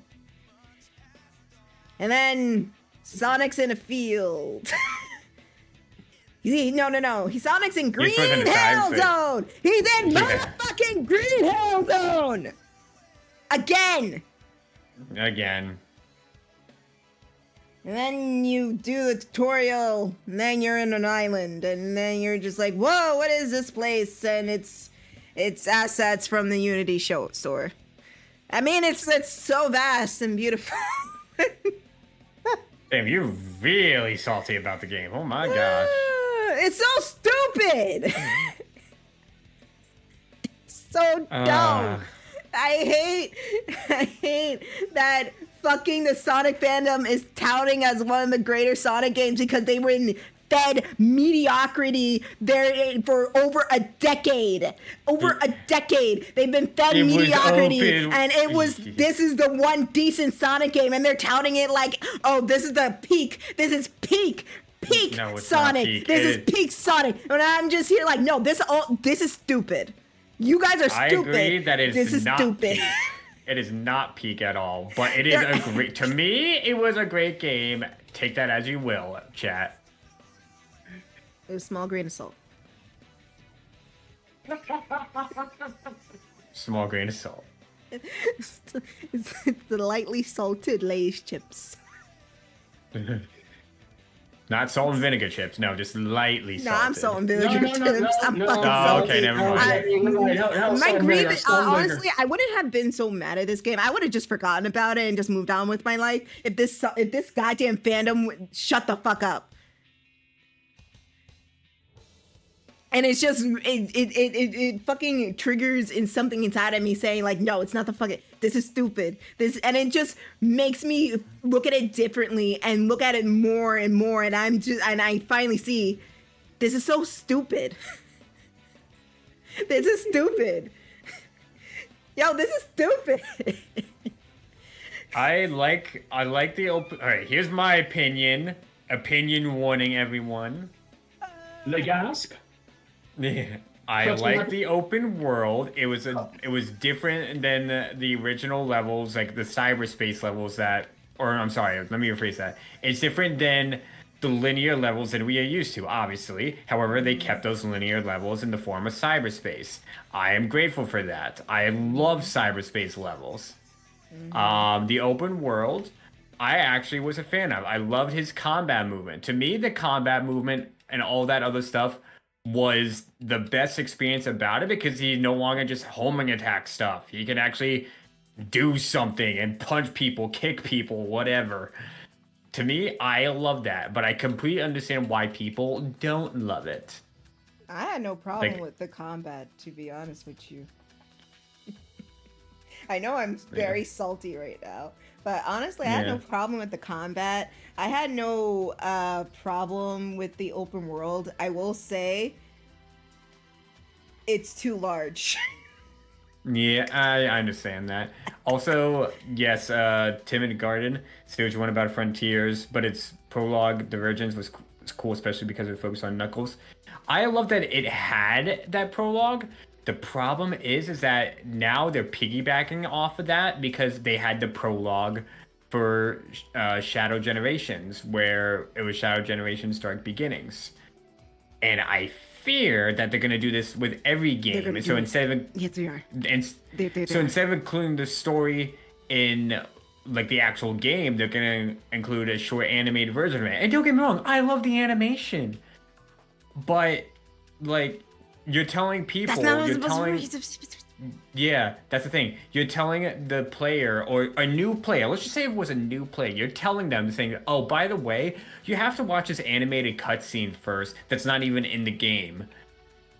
Huh? Why? This is why I say it's heading down. This is why I say it's heading down the territory that the MCU is that the MCU is at, because in the MCU you have to do all the extra hoping to understand what the movie's about. Like fucking, I don't want to see what if I didn't see WandaVision? Why do I have to see WandaVision to understand what's happening in Doctor Strange? Yeah, that's the thing.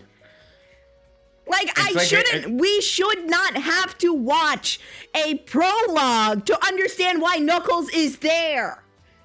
We shouldn't. I love the animation, but I agree. We shouldn't have to watch that kind of stuff. Exactly. It should be in the game. And that's how manipulative this marketing has been for Frontiers, and it drives me insane that I'm the only one that sees it, because the animation is so good and it's so gorgeous and it's so and it's wonderful. But it shouldn't be that way for the game. Mm-hmm. And it's so manipulative that because it's so well done, it's absolved from criticism. And it's just like, well, it's a good animation anyways, why you hating? And it's just... That's not the point. Like, the point is it's not including the game. Like, I understand if they wanted to do like a post-game animation, like what they did for Sonic Mania.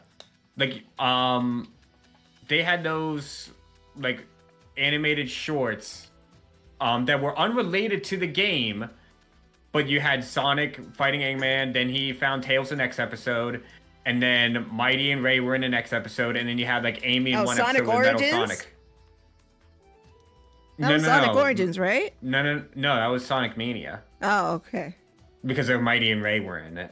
All right. I was about to say I did cutscenes as well. I love the animation in that. I still thought it was stupid. No, I'm not talking about the cutscenes. I'm talking about like post game shorts that it should have been like something to unlock. YouTube. Yeah, just like a it was basically an epilogue of what they did. And that's like unrelated to the game, but it was still set in that game universe. if Yeah. that makes sense. No, it makes And sense. I And love that's that. another. I love that. But that's another problem with the game, ironically, because they put key aspects of the story with Big. Why do I need? Why is all the Eggman shit with Big? Why aren't we finding it in the open world? That's what drives me insane. Why is it approachable with Big? Why do I have to fish all these fish just to purchase it from Big? And why is Big there? We don't get Some sure about why random it's Big there. If you're gonna do it with Knuckles, you gotta do it with Big. Only fair. Fuck. You're telling me Eggman created this Sage thing, and Sage is herself. I find her the same as Maria. It's just like, whatever. She's I guess. She's the emotional thing, I guess. Whatever. Cute animal girl coming in to be the emotional support again. Whatever. It's you're not gonna manipulate me, Sega. Listen to me. You're not. I know all these fucking tricks. Don't fucking fuck with me, okay? You try to do it. You did it with everybody else with Maria and Sage. You can't do it to me. I know where you're. I can see right through you. Fuck off. You're telling me he created this thing that he sees as a daughter, and I'm supposed to find that out from fishing with Big? Why is that with Big? Why is it not with the other Eggman crash sites, whatever the fuck? Why is it not fucking something to find while you're exploring this open world? And it's open, and you can fight enemies. Why is it not with the enemy? Yeah.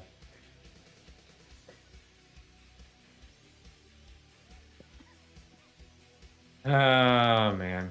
And this is why I'm not afraid to fight this fucking fandom, because I will shut them up right quick. Look at JP. He likes the game and he shut up right quick.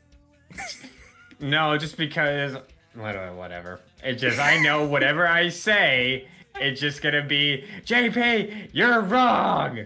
No, you don't have. I'm not gonna say you're wrong. You can like the game however you want. I don't fucking care. I'm just gonna say it's stupid. Not your opinion. The game is just stupid.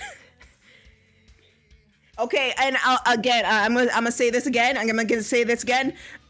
References do not make good writing. Can we I am so sick and tired of all these fucking people are just like, oh my god, I recognize, I know that thing. They saw the fucking scene in the Avengers where Captain America said, I understood that reference, and they fucking use that as a writing device. It's not a fucking writing device. Can we stop that, please? Can we actually tell a story, please? Can we have an actual linear story from start to finish that actually is comprehensible, please? Jesus! And thus we have another meeting from the Pronoun Club. Same time next week, everybody. How do you like in the Cool Kids Club, Horse? I'm so glad I got my lawn chair and popcorn. This is great. This is delicious. It just me just going? Hold on, let me get the kettle corn for this one. This is exquisite. I will say this: I had no problems with Shadow Generation story. I really didn't. Shadow Generations is basically a step in the right direction. Finally, Sega. It wasn't honestly, it wasn't fucking complicated. And that's if you're going to add context to a character like that, I did not chaos, because that was stupid. It was a smart decision to do Shadow, because that had way more to play with than Chaos and all that mess with the fucking Cocos and the aliens and the fucking cyberspace shit. Yeah. What's this? I know people. I will say that I know people like the gameplay of Sonic Frontiers. I don't care. Yeah, the gameplay is fine. It's just from a narrative perspective is a mess. I hate it. Yeah. Like if you had fun with the cyberspace levels and everything like that, go ahead. Like fine, it's whatever. I had fun with it. I like some of the music. The boss fights were the boss fights. Let's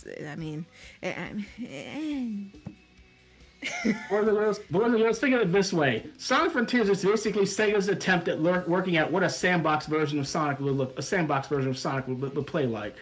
That's honestly, all it was. the whole open world space works better in Generations. And all you basically were playing in Frontiers were basically the debug tools. Boss fights optional. Yeah. Now here's the thing. I love Generations, both Sonic and Shadow Generations. Sonic, I should say, for its time, which was, 14 years ago. Anyway, point I'm trying to make is... Thank you for making me feel old, JP. Yeah, JP, look at you! You're still in your 20s! What I am trying to make is that I love hub worlds.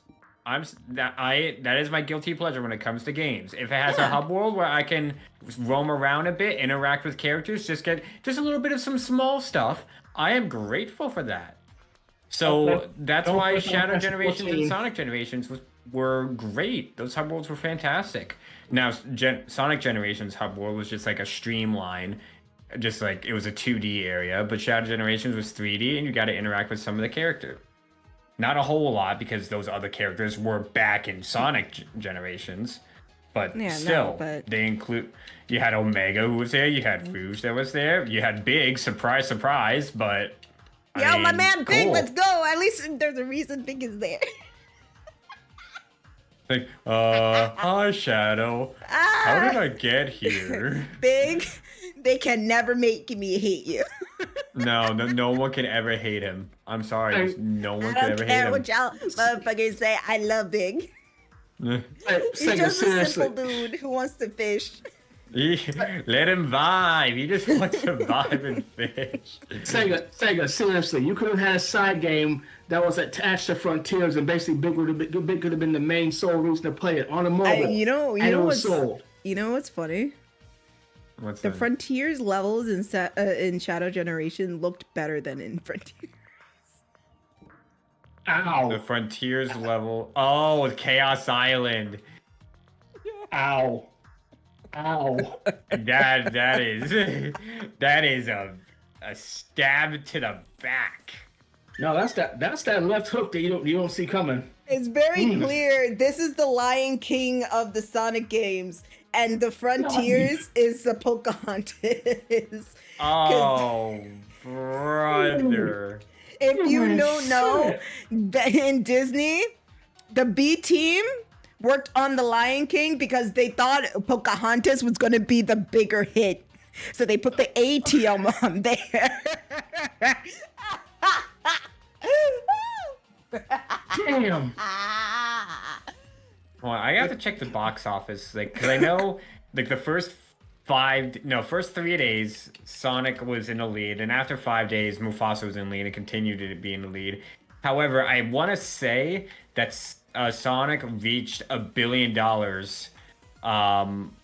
worldwide in box office sales first before Mufasa. I could be wrong, but I need to double check that. And Iger, shut the fuck up. You're not gonna buy shit, all right? I just remember seeing somewhere that movies of 2024 box office sales. Also, and I just remember seeing Sonic above Mufasa. Anyway, what did you say, Horse? Also, JP, Disney was pretty butthurt, so they tried to run smear campaigns and buy up all the screen time in every movie theater that was basically with Sonic in it, and buy all the showtimes in the process. Yeah, they did. Yeah, that's the only sole reason why Mufasa basically we're in the lead now. I'm like, yeah, how much it costs you basically just buy up all our screen time, right? Just because you got butthurt because a blue hedgehog beat you, just like how. The circle of life beat the colors of the wind. Not only that, but in the first 3 days, Mufasa had a worldwide box office sale. However, Sonic only had United States and like a partial Domestic. like Yeah, it was it was all domestic.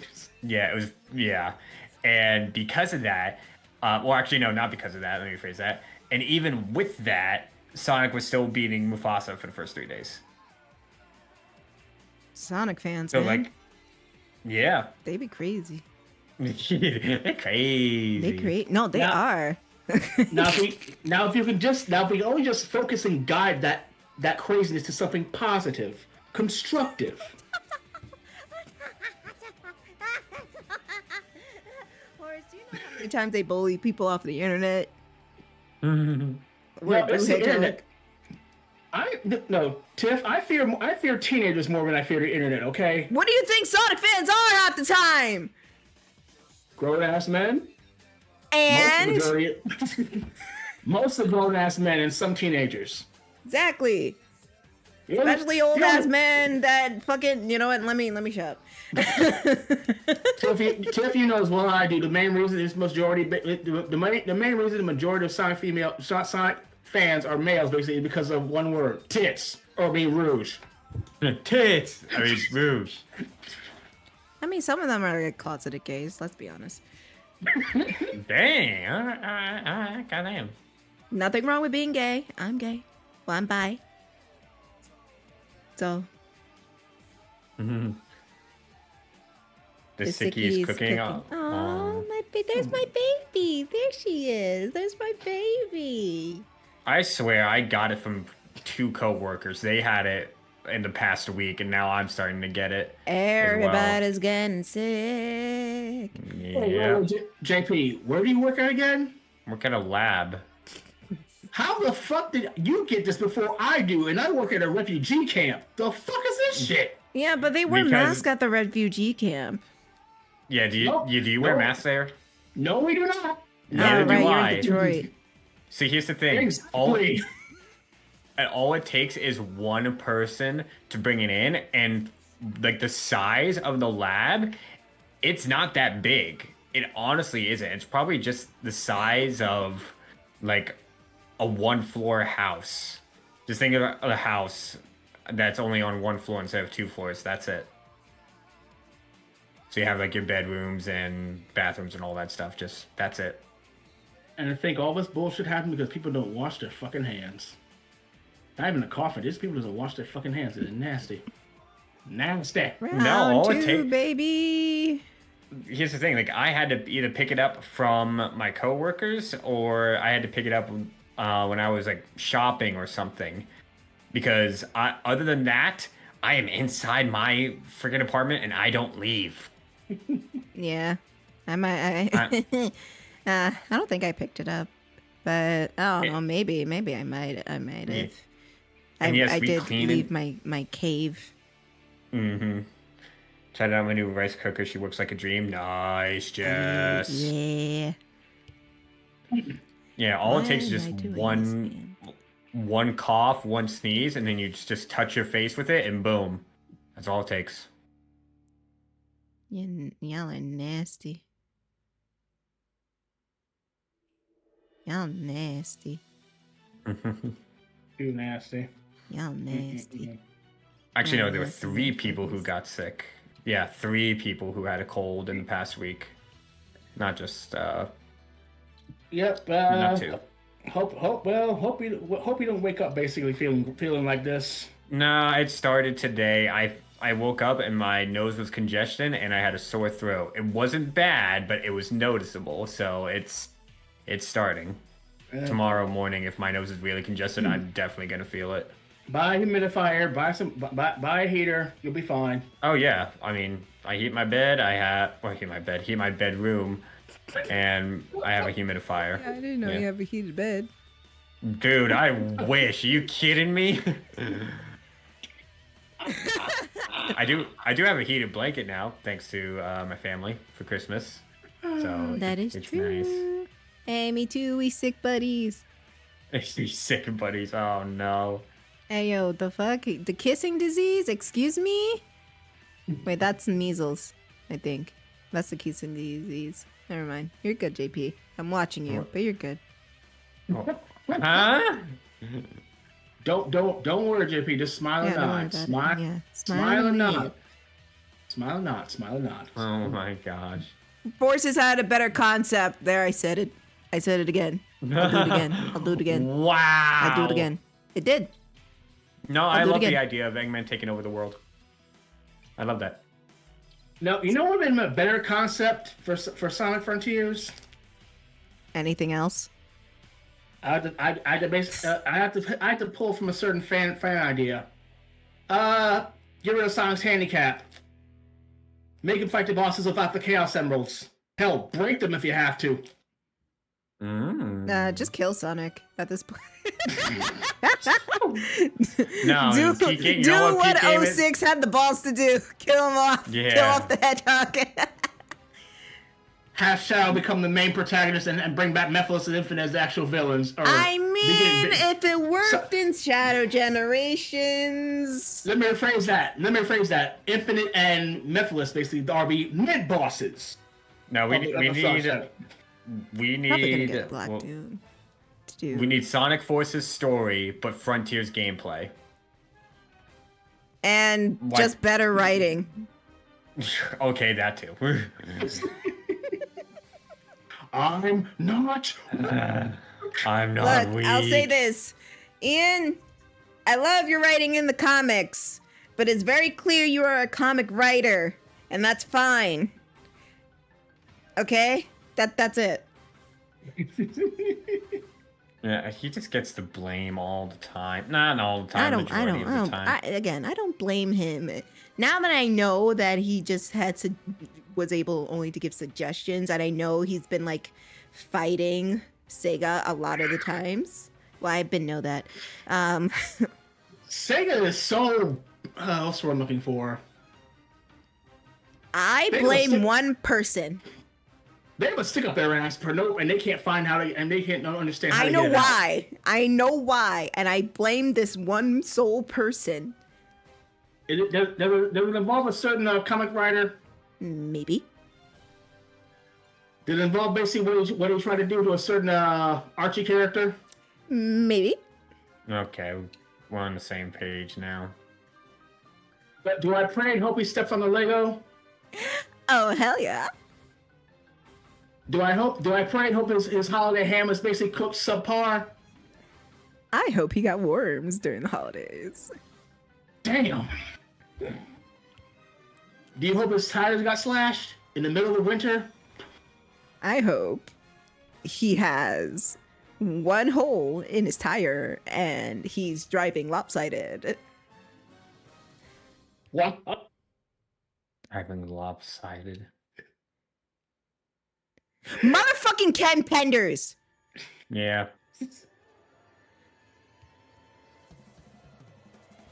Because Oh. not only did he sue, also, like, if you want to, like, a big rundown of why Ken Penders is so fucking hated within the Sonic fandom, Comic Drake did an excellent video explaining everything that happened. TLDR. Sued Archie for his characters that he was going to make for his big project that never came out. Actually, he did, and it was disturbing. He drew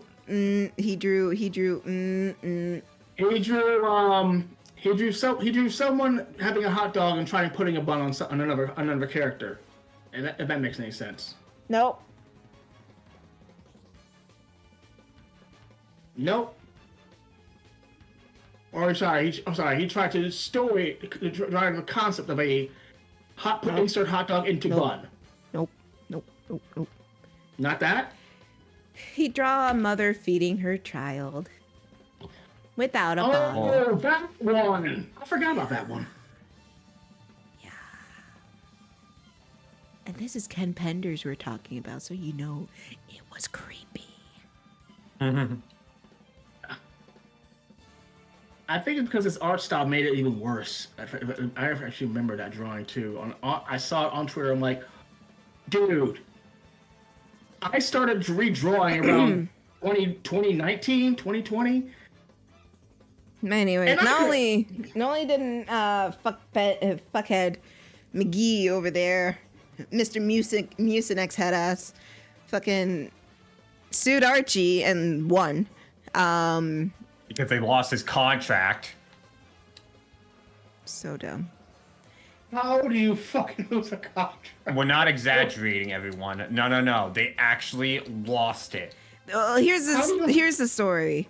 They lost the original copy of the contract. They only had a photocopy of the contract. Fuck you. And original. You wrote it. I believe he argued that wasn't good enough. So they didn't lose his contract. They lost the original copy. They still had a copy of his contract, but because there have been some time since his departure and the lawsuit, he argued that it wasn't viable in court. Which I don't understand how that's the case. Like, because it could be argued that they forged his signature, and they it wasn't the same. He could also argue it wasn't the same contract that he signed before, and he doesn't recognize it. Which, again, okay, I've done gig work for this type of shit all the fucking time, so much so I'm sick and tired of it. And most likely what they did is they gave him a work for hire contract, not like an employee contract. And usually when you do work for hire contract, they have a copy and you have a copy.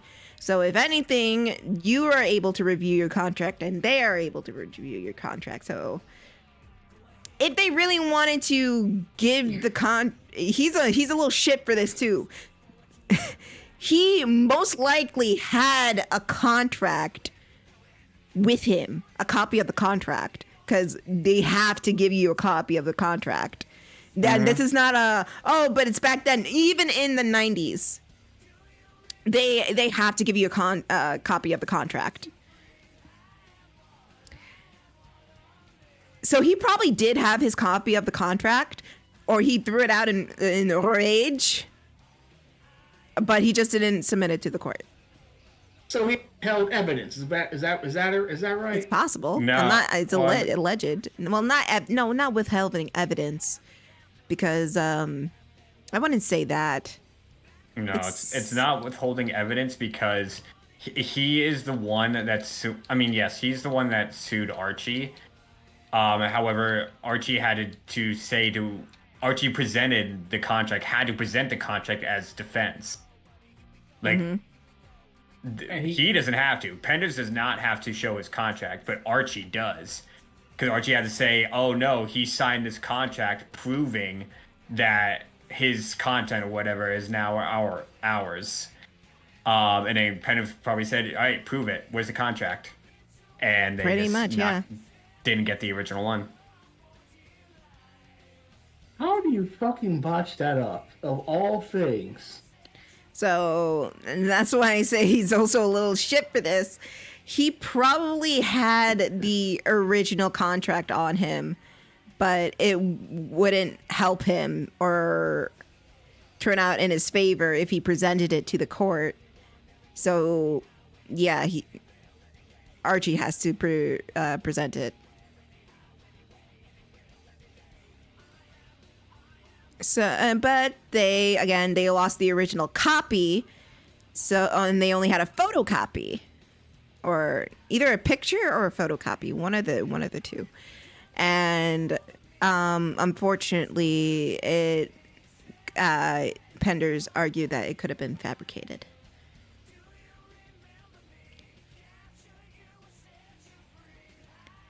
So yeah. No. Like, I have no doubt, because that's normal for like work for hire contracts, is whatever you create for the company is theirs.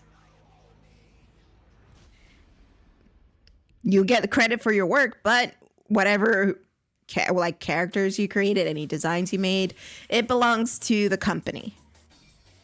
Which again makes sense. Like, for instance, and the fucking fucking someone designed Sonic. It was Yuji Naka. He fucking designed Sonic. He designed it for Sega, even though he is credited as the original designer. It belongs to Sega. Sega has the right to the property. And he basically just gets annuity payments just because it's using his character, even though it's now Sega's, but he still gets money and credit and all that stuff basically for it, right? And depending on how his contract is laid out, they could have worked out a deal that he gets residuals for his concept, and that's not necessarily a bad thing, depending on how they have their residuals set up. But ultimately, say you create a show, like you create Matt Groening, he created The Simpsons, but it's owned by Fox, which is owned by Disney. He can't he can say I created The Simpsons. He can't say I own The Simpsons because they're the property of Fox and Disney. So that's how it works. So I don't know what the fuck what's going on in his Gudul mind. And then I know he's been saying like, oh, it's for all artists out there who who want to reclaim credit for their work. Da da da da da. It's just like, dude. It's still I get it. I get where you're going for, but that just creates an entirely messy situation. Like, instead of having your work viewed by a lot of people and beloved by a lot of people, which ultimately is the goal of any creator, it's now just sitting and collecting dust out somewhere because you wanted to get greedy.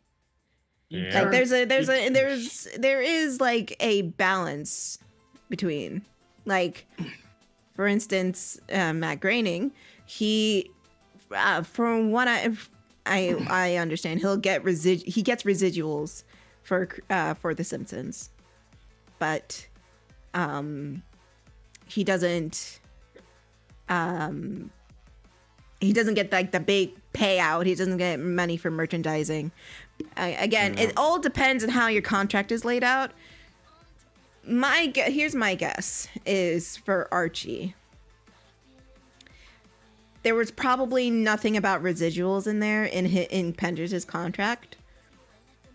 Probably not in like any of their contracts. There was probably not anything about like any residuals. Like if you're if the issue sells a certain amount, you get a certain percentage of the profits. I'll bet it's not like a lot, because we see how residuals in Hollywood can be. It can be as low as a penny, probably less than a penny, to like upwards to like hundreds of dollars, depending on how big of a role. Even with writers, they get lower. Not the point. My guess is that it was like a one-time payment project, probably like either they paid him up front for each issue that he wrote, or they paid him half to start, half to finish, something like that. And he didn't have like the contract to get like residuals for every comic profit. And yeah, that's probably what happened. And after I don't think he got fired. I think he just willingly left. I think. I don't know. We can watch the Comic Drake video after this because it's really good. But I don't remember. If he left or they wanted someone else to take over. One of those two happened. But I forgot my point. Right. That was probably his only means of income at the time. And his stories are still selling well. He probably saw his stories are still selling well, and I'm not making anything off of it. And he did what he did. So from an artist perspective, I can understand, but that's something you need to negotiate in your contract beforehand. Because if Archie was very responsible with their paperwork, they would have just proven like, yeah, he agreed to this. But again, it's all like pure speculation. And also, yeah, as Penguin mentioned, shade the echidna from the whatever. Fucking Sonic Chronicles, sorry. Sonic Chronicles Dark Brotherhood. I still want to play that. I never did.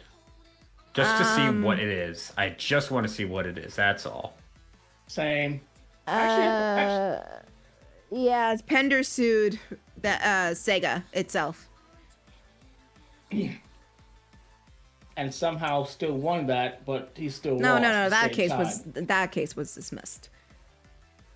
Yeah, because he wanted reimbursement for using because Sega used the whole Dark Brotherhood. And the whole Echidna tribe. Basically, it was his concept, his idea. I'm like, you want the money back? I'm like, you don't ask everyone else who bought the damn game. And all that money basically has been used already. So what do you get payout for? Not a goddamn thing. So yeah, it was dismissed. Pretty much.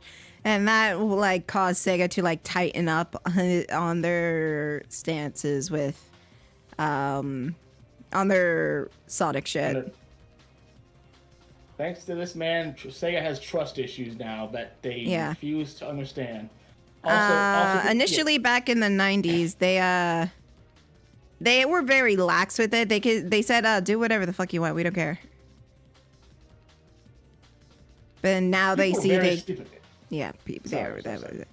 I mean, there's nothing wrong with like having that creative freedom because we're seeing the opposite effect of it, where writers are not allowed to tell the stories that they want to tell, And Ian has expressed wanting to create darker stories, but Sega's giving him a hard time. That's why he gets frustrated when writing Shadow, because Sega basically wants season 1 Vegeta. Oh yeah, the control with Shadow is like insane. You think that like if another character has a lot of control, like they won't let him or let Sega change his or her story. No, they have Shadow on lockdown. Like he was on Prison Island for freaking 50 years. Like they will not let him change the story. They just won't. You thought Disney was bad. Shit. Like, no, at least Disney is willing to tell the darker stories. I will say that. Well, not before, not now. In Shadow Generations, there was a collectible you could get that had Shadow's expressions on it, and it had different expressions of this, such as like sad, content, angry, all this like maybe 20 expressions. However, the last 2 were happy expressions, and the catch is that they had them purposely crossed out. They had the X mark over it, but still showed the expression, telling the viewer he is not allowed to be happy. Mm-hmm. That's insane. I will also argue like Sega's control over how characters should act. It's not fairly recent because they've had shown control during the pre-boot Archie days, like the 30 years later arc. There was a panel of shit. The door is open. It's cold. There was a panel of Sonic, of Tails saying to Sonic that he lost his kids, and Sonic bawling, like straight up bawling. Tracy Yardley had it initially where he was like devastatedly crying, but Sega said, no, Sonic can't do that. He can't cry like that. And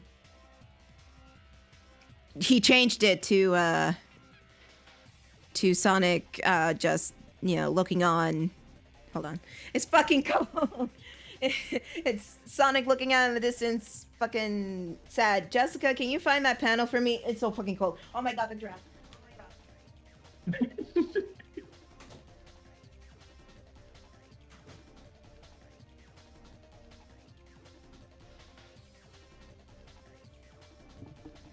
So we learned something, that the wind likes to push the door open and let in a bad draft, which makes me shake. What panel? What panel is this? Like, it was from, is it from I a forgot comic? the issue name, but it was from the 30 Years Later arc, the second one. Oh. It was 25 years later, and then some fucking, that was helmed by Penders, and then the 30 Years Later arc was helmed by Ian. That was like the King Shadow arc or whatever. Yeah, I remember that. It was that one. I think Jessica found it. Let's see. Let me see. Yes. I see you, my dear. I see my lovely apple to my eye. Reason I am alive. Reason I live. Mm-hmm. My lovely, my love. My darling little bitch. Let me see. Oh, Yeah. Okay. Shut up. I still think this is so fucking stupid that they did that. I'm like, oh my fucking god. Yeah. Take a look, JP. It's in the VC chat. Right, one moment. Like, This is what I was talking about, everybody.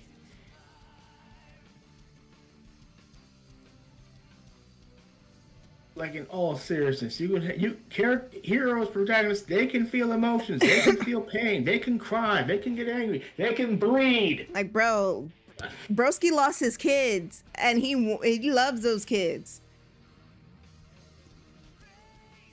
And say you said no, he cannot cry because of this. I'm like, bitch, I've seen main pro tags and anime basically that died saving the kid on episode 1. Are you fucking telling me you can't allow this? So on the left is what Tracy originally drew, and on the right is what the Sega asked to revise. I know it wasn't Archie. Archie doesn't give a shit. I read the actual Archie comics, not the Sonic comics. The actual like Archie Andrews comics. They don't give a fuck. I know Sonic Team is not that popular in Japan, really, but goddamn, come the fuck on.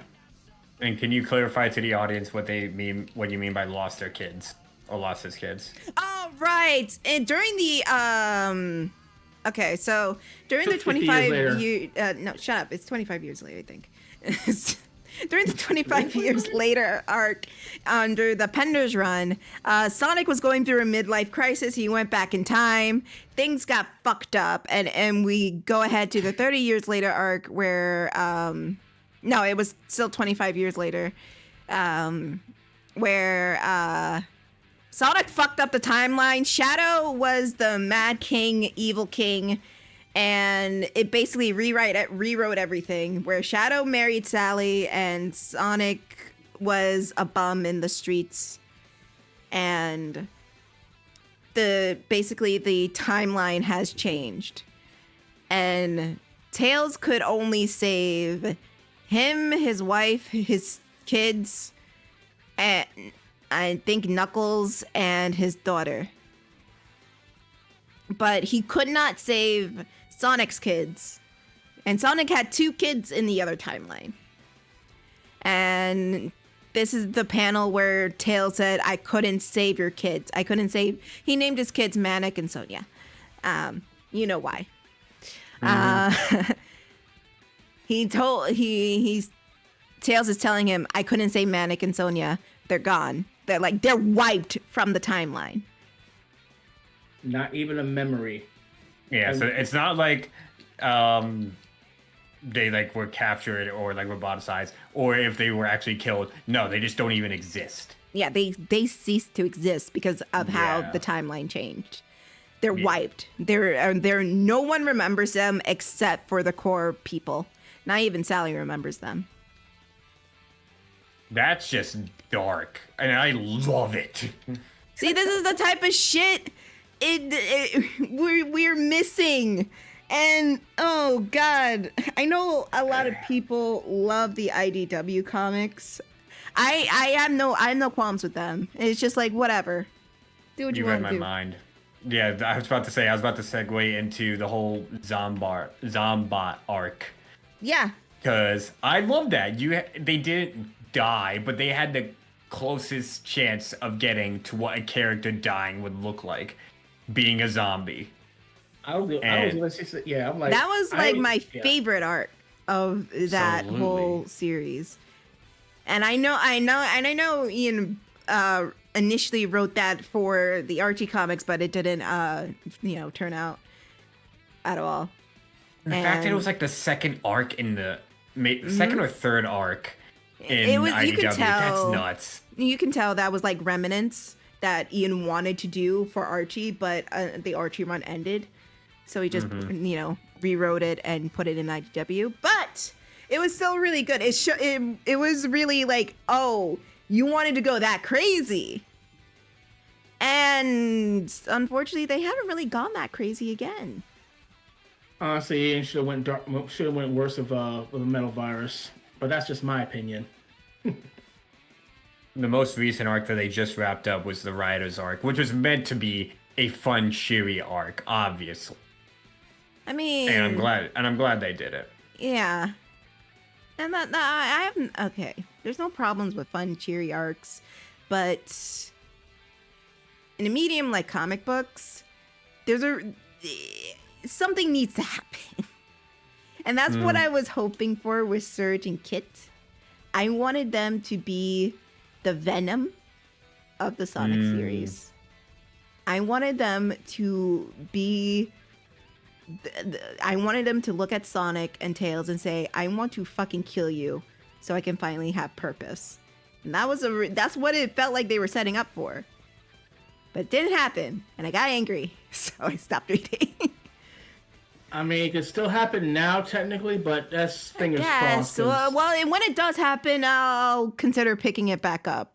But Stanley's Stanley's the main lead for the story now. Yeah, Okay. did you see the news from Evan Stanley? No. Yeah, She she's got a- hired by Sega. She's no longer a freelance artist. She's actually the lead artist for IDW Comics. Oh, sweet. So yeah, expect some probably more edge.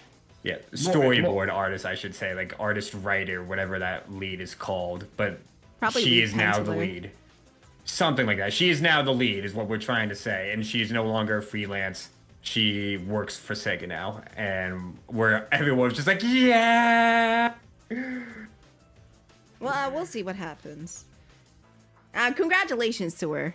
Yeah, You know I'm just me. happy. I'm always here. Like, congratulations. I'm happy that worked out, and your art is awesome. I'm not worried about you. I'm worried about your boss. Yeah. I'm just happy because like she started a fan comic on DeviantArt, well maybe on other websites as well. She got recognized, people started to love her work, gained popularity, and now was hired by Sega as a contract writer for a bit, and then or contract artist, whatever you want to call it, and then She was hired as boom. Both, there you go. And then now boom, works for Sega. Like her career took off, and I am so happy for her. I'm still looking at your boss sideways. Because the same thing happened with Ian. He just mass submitted fan fiction to both Archie and Sega, and they gave him a shot. And then when shit went down with Penders, they made him the head writer. And yeah. Anyways, though, I will say congratulations. You well deserved. You deserve it. Still looking at your boss sideways, though. Dude, I am sorry, but I have to be realistic of things. Just because there's a great person helming the charge doesn't mean that the studio won't intervene and make it worse. Because it happens all the fucking time. I'm not saying the IDW comics are bad. You know, they're fine. For what it is, it's fine.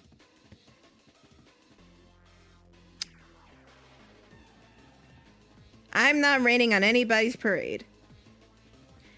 But looking at it objectively like I always fucking do because I've been burned too many times. We will see. That's all I gotta say. Could be better though, story-wise. Like I said, if it stops doing the fucking irritating fucking shit that it does when it just doesn't do the thing, it just happy-go-lucky resolution, then maybe I'll consider picking it up again. Right now, no. We'll have to see.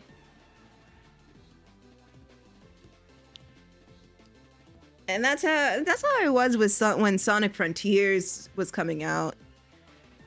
And everybody was like so excited about it, so like thrilled about it and everything like that. And I was just here like, we'll see. Mm-hmm. But hey, if you're excited, be excited. I'm over here.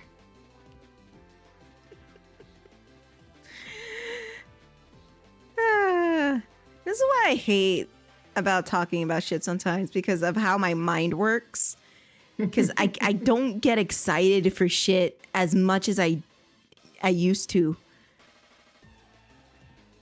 Because, fuck, I know how things work now. Mm-hmm. And it sucks. It sucks at the wonder of shit. And whenever everybody's saying, like, oh, it's good news, da-da-da-da-da, and I'm just here like, okay, we'll see. And it just turns like that. It's complete silence. Nobody knows what to say, and I'm just here looking like an asshole. Oh God! But I'm just speaking the honest truth. To be fair, that's great. I'm glad. She deserves it. We'll see.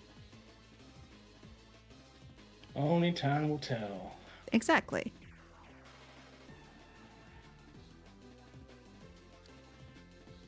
My sense of wonder died a long time ago. I thought you were going to say my sense of joy. I'm like, dear God. Oh, yeah, that too. Oh, no. It died long time ago. Long time ago. I don't get it. Even when the Sonic 3 movie shit was coming out, I was just like, we'll see. I'm excited about Keanu. Oh my gosh, you were. When we first talked after the movie, oh my gosh. Don't look at me. Don't look at me. No, I'm just like. Don't look at me. You know what? That's true. Don't look at me. I sat back with my popcorn. You can't even look at me for that one. Do not look at me. Look at my beloved other half. That was not me that time. You can't blame me. Can't blame the black one for this one. Jeez. I mean, I can still try. I almost called you the N-word. Damn. I was gonna say you black too. The fuck you mean? I almost said it and I remembered where I am. Oh, I'm in trouble. Well, oh. We'll fix them, Paul. We'll fix them, Paul. We'll fix them. Yeah, you got in trouble. You got in trouble, JP. You got in trouble. JP got in trouble. JP got in trouble. JP got in trouble. JP got in trouble. What am I not? What did you do this time? Yeah, what'd you do Everything. This time? Well, stop doing everything. I've been drawing this hand for over an hour. Jeez. Oh, fuck. So y'all want art lesson streams on Patreon? No, I'm serious. Do you? I don't care. I can do that. I have. Art lessons on Patreon. Yeah. Oh. Like- I mean, if I was draw Sonic. much more interested in drawing and had much more time to do so, yes, I would. But just like, I draw one piece a year. That's it. Yes, but you can. What do I care? You're already a Patreon member. True. You. So are you, horse. I mean, yes. Still. Join my Patreon today.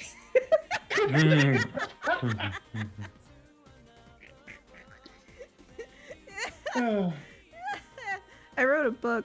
It's past the holidays, but you know, I wrote a book. I wrote Twilight fan fiction. Okay, I think I made a good base. Shit on my deck. Oh fuck, my wrist. Where you want to go to a place that we both know. Now I just need to copy it twice and put it in each one of the girls' folders. That's Sally's folder. Delete that. And put this one in. And take me. So take me. And put that over here. And cool. And bring out Bunny. The bunny, the bunny. Ooh, I like the bunny. The bunny, the bunny. Ooh, I like the bunny. That right there. And Rotor, I can't copy it because he's a big boy. Big boy. Big boy. Oh, right. I never explained the concept I had for a classic Sonic game with the Freedom Fighters. I think I only told Jester. What the fuck did I tell Jester? Horse, please tell me you were there.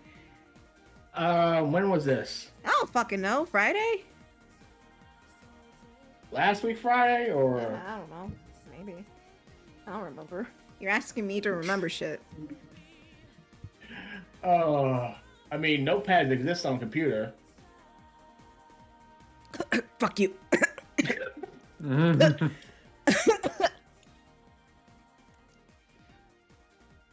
I don't think I was here Friday, or at least I wasn't like. Either Friday or Wednesday. I don't remember. No, not Wednesday. It had to be Friday because last Wednesday was New Year's Day and I was not streaming. I was just fucking off somewhere getting drunk. I don't drink. Hey, Tiff, what's your go-to drink? I don't drink. Oh. Awkward turtle. Sonic 3 was awesome. Second best movie of the year.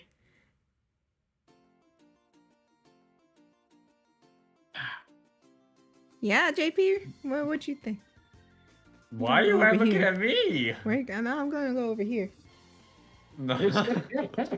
Why are you looking at me? Because if I talk, I might say something stupid, and people get down whenever I say shit. So have fun. Last I night on a ain't sunny saying, day. I ain't saying anything. For an adventure. La, la, la, la, la. There's a horrible draft. Okay, right. So, here's my idea for classic Sonic game that introduces Freedom Fighters. Ready? Are you ready? I'm ready to partay. Are you ready to partay, horse? Yep. Damn it! He ruined the best friend, sir. It's old man. JP, he's old. He doesn't know SpongeBob. And he should. No, I done that shit like the plague. I knew it, He's almost existed 40. During my time. It existed during my time, and I refused to watch it, like at all. Period. Yes, I'm that guy. Okay, Jessica's getting impatient. I know I told Jessica. And Jester was just in the room. So, basically, I thought about, in the classic verse, Eggman is doing experiments on, the Mobian, people. And, no, I did talk about this with you, Horse! I did! I know I talked about it with you! Because you're the one who suggested something to me! Motherfucker! You lied! You lied to me! Anyway, what's How the dare story? you? Huh? The story about the game. What's the classic inspired story? Right. So Eggman is doing experiments. I'm gonna kill you, Horse. Eggman is doing experiments on the Mobian people, or like the whatever, and it starts out with a robot carrying Sally into the cages. Motherfucker! I remember telling Horse. I just sorry, and there she gets thrown into a cage, and there she meets Antoine, and he's being a coward bitch and cowering in the corner and afraid and won't talk to nobody. So she starts drawing in the dirt about an escape plan in the dirt on the floor, and all of a sudden she sees another finger drawing something in her little escape plan, and she looks up and lo and behold, it's Rotor, and Bunny is right there next to him looking on and seeing. So the four of them all collectively come together and make an escape plan, and later that night they execute the plan. Shit goes wrong. Of course it does. And only Sally escapes. Oh shit, okay. And she makes the long trek home back to her home village, which has been pillaged and destroyed, and has a little Eggman flag on it. And she's there devastated. Repeat that, your mic cut out. Just like Fuck the my last mic. Damn it! just the last like 10 seconds. Just the last 10 seconds. It could have been me as well. Just what was it? What was the Like you said, she escaped. And then she goes back to her village. It's been pillaged. Right, And then it's been pillaged, and there's an Eggman flag. She's devastated, and she's about to get ambushed by a badnik, and then zip zam zoom, it's Sonic the Hedgehog. Woo! And he's about to speed off. She stops him and tells him about her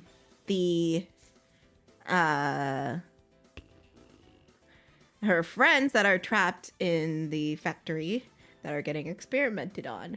And that's when the gameplay starts at the first level. It's them, basically, those two, making their way back from the village all the way back to the Eggman factory. And when they get in the factory, that's when they run into each member of the Freedom Fighters one by one. The first one they meet is Rotor, and then they meet Antoine. And the last one they meet is Bunny, and they see that they're a little bit too late. She's been half roboticized. Oh. And I also imagine during the experiments, each one gained an ability. For instance, Antoine okay. gains a spider sense, and is able to detect danger, and his reflexes are very quick and fast, and he can use like air slashes and stuff like that. Rotor Ooh. has basically a mind palace. That's basically the best way I can describe it. Have you seen the Lego movie? Yes. Remember how like Emmett finally Oh, understood? That's Rotor. Yeah. Yeah, he could see things. He's a master builder, essentially. Yeah. He has Rotor- this vision. Yeah. Okay, That's cool. Rotor. He's becoming also, he's the strength. He can build things that can knock down large objects, and he can also move large objects because he's a big fella. Nice. Bunny, well, she's half roboticized, so she can hover and has a little blasting thingy. And for Sally, I was having trouble. And Horse, motherfucker, suggested that she has some light powers, like a shield screen and her energy blades. I was about to say, like, why don't you just take those, like, from the comics as well? Your energy blades. I did. I love the energy Yeah. blades. So she has her Hey, energy why are blades you and a light why are screen. you talking about my man Horse? Because motherfucker suggested she has light powers, and suggested the fucking shield. So I know, I told him, and he's sitting there, he's acting like I didn't tell him, and trying to gaslight me into thinking I didn't tell him shit. For gore. I didn't gaslight. I looted for gore, okay? Oh my gosh. She. I know what I'm talking about. Anyways, Yes, chat. Yes, chat. This is the story of my life. shut Don't up. worry. I'm. Boo fucking who? Please send help. He's fine. Anyways, yeah, that's the story I thought up. Of course, they all combine their powers and they save the day, blah, blah, blah, blah, blah. Meow. But gameplay-wise, when you run into each Freedom Fighters, you can switch characters depending on the obstacle. Like a normal, like, whatever. Like, there's a row of lasers in a row. Sally can use her light shield to speed by. There's a heavy object that needs moving. Well, Rotor can build something up and either blast it or move it himself. Gotcha. Enemy dropping attacks in the air. Well, Antoine can sense it and slash it. No problem. Need to get to high places? Well, there's Bunny. She can hover and shoot whatever's in your way. Say, I swear to God, if you take my fucking idea, I want residuals. Don't cup me like you did Penders. I want my fucking 10 residuals. years later. I will fucking remember this. If I'm an old, decrepit 40-year-old, I'm going to remember this. I'm a fucking fly to Tokyo my goddamn self. And for, knock Sonic's them off. 45th anniversary, we're bringing back the Archer Commies with Sonic Freedom Fighters. I'm going to fuck you up. I'm going to fuck you up. I'm going to take your life. I'm a crash out. I swear to God, I'm a fucking fly over there myself. I don't give a fuck. But what do you think, JP? I love it.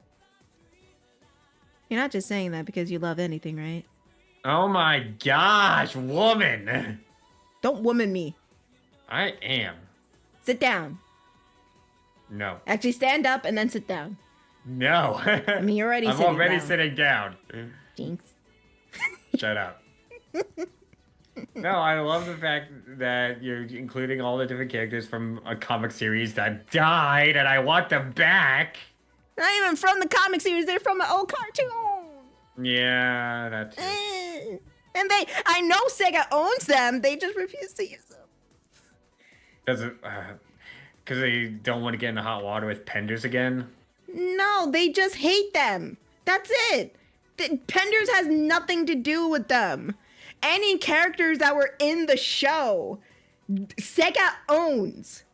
And they act like, oh, we can't because of continuity thingy. Yet Styx is there. Yeah. They just don't want to. They don't want to basically go back to old things. They just want to like look forward to future and all that other jazz. Sticks They don't like. is there. I'm just telling you, but I'm just telling you their mindset, which is why they're so fucking wrong. I'm like, Nintendo cashes on nostalgia. Why don't you? You want to basically be in the same league as Nintendo? Because I remember when you used to be Mr. Billy Badass. I remember when Sega made Nintendo. At least Nintendo, fucking Mario Bros. Brought what's her name, Paulina. Yeah. I fucking love Pauline. She's hot. I miss the Sega that made Nintendo bend the fucking knee. I must to say that made Nintendo basically shake in fucking fear. Where did that go, Sega? What happened? You lost your balls. Where's your fucking balls? Look, and the story doesn't even have the complicated royal family shit. It doesn't have the complicated fucking Julian taking over everything bullshit. It doesn't have that. It has the basic things of the games. It's not that fucking hard. Guys, it's not that fucking. How am I, a lonely nobody, fucking coming up with good concept shit, and y'all are just like, yeah, let's put classic Sonic in this game. That makes sense. Fuck off. Tiff, it's called insecurity. Call one really to fucking pull up your ass. What?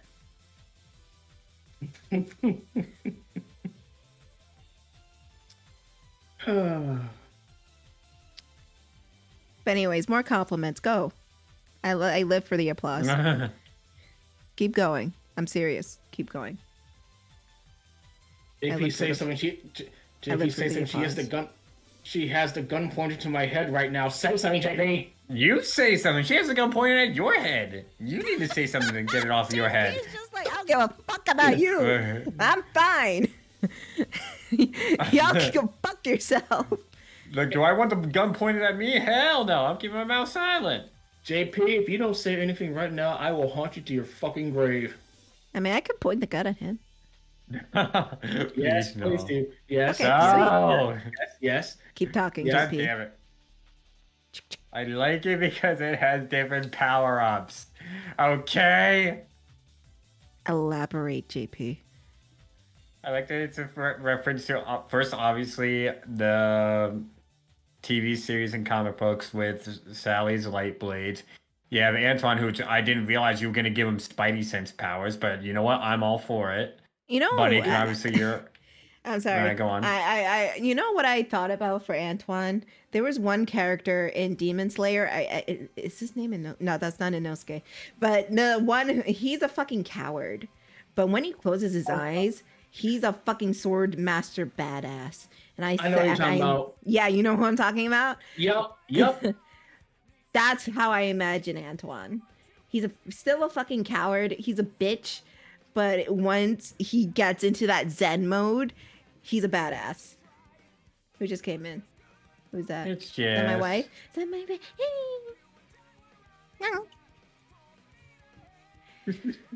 But yeah, that's how I imagine Antoine. That little piece of shit. I fucking hate his ass. I'm not talking about the coward. Which coward? Zenitsu. Sunisku? That's his name? Shinitsu? Zenitsu. Shinisu. Not that right. Yeah, Shinisu from Demon Slayer. That's who I imagine like Antoine. I imagine in the game, like, he's just like, you're just running around the level. He has a sword in the hand. He can do general, normal attacks on enemies where he slashes a sword, kills a Robotnik, and all that stuff.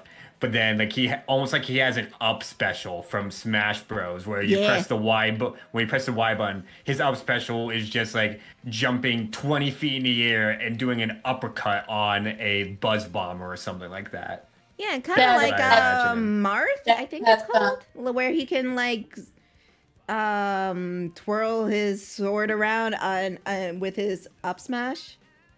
Kind of like that. There's that, or you can have like this little neat secret about him where if he gets below 50 health, he ends up like seemingly passing out, but then he turns into that master swordsman. He locks the fuck in. That's what happens. Because, like, you know, obviously he's a coward, and if he gets, like, even so much as touched, he freaks the fuck out. Like, he almost passed out. So what if he gets below 50 health points, or half health bars, and he, like, passes out, quote unquote, but then he walks the fuck in and turns into this amazing swordsman that, like, has twice the power of a regular attack. Yeah. Hmm. Yeah, I like that. Because it would make sense. Like, he's half health, but he has twice the power. It's like the more he gets damaged, the powerful he becomes. Pretty much.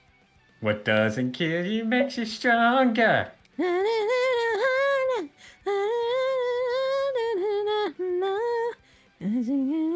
you stronger and stronger. Just Yeah, me, myself, and It's I. not to his character arc eventually, which is basically the whole thing with Antoine's character arc is him slowly becoming braver. Mm-hmm.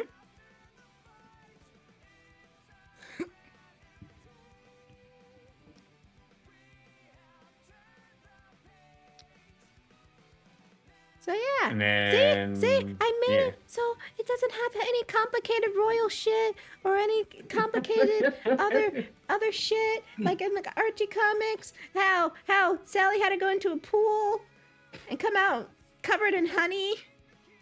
Oh gosh, I remember For some that. reason.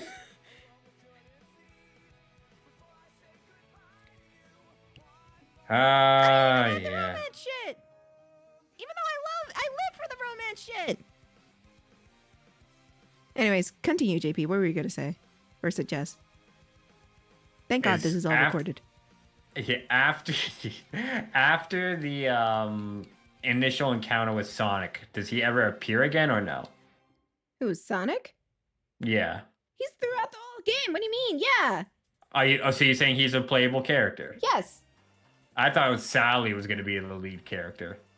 No. Well, yeah, it would be interesting, but you know, it is a Sonic title. We have to have the yeah. we have to so he's the one helping her get back over there, and like there probably are cutscenes, quote unquote, of her develop, getting used to her ability. That makes sense. And, you know, when they get back to the lair, place, whatever, that's when shit really hits the fan. And that makes sense. And that's when everyone's like, holy shit. Well, they don't talk in the classic, right? Yeah. Look, boy, we're going to fucking die.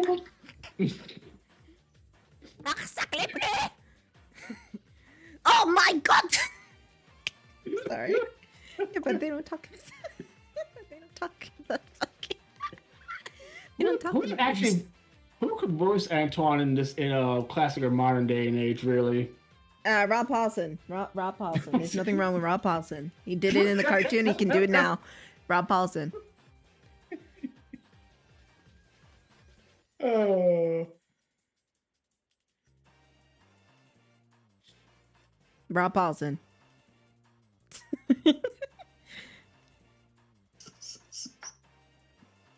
Rob Paulson? Rob Paulson.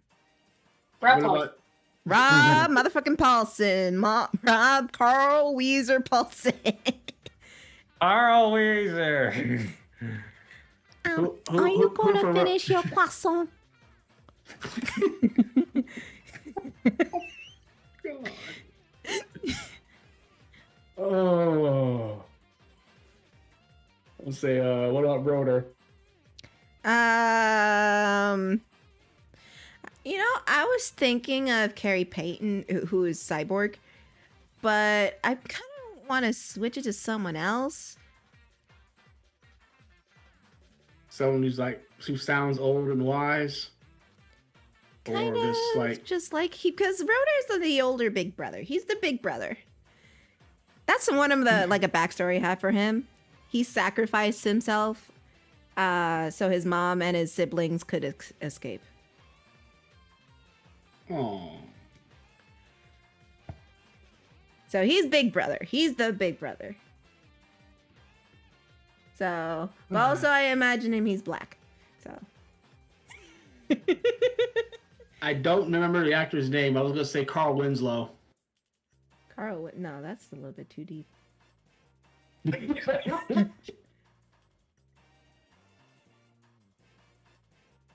Who would It would be funny.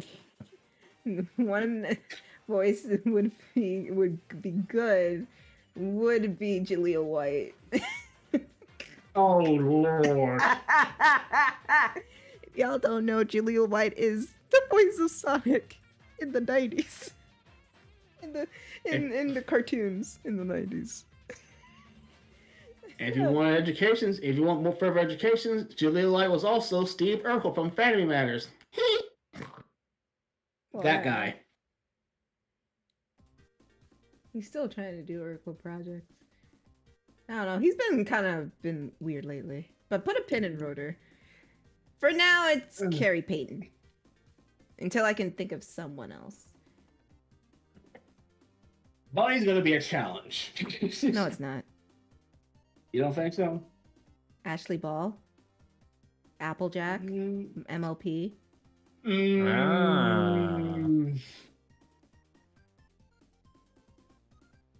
I forgot about her. I forgot. I honestly did. I think she played Tails in Sonic Prime. I don't think so. I just know the voice actress for Rainbow Dash, which I think is Ashley Ball. I don't remember. But the voice actress for Rainbow Dash did Tails in Sonic Prime.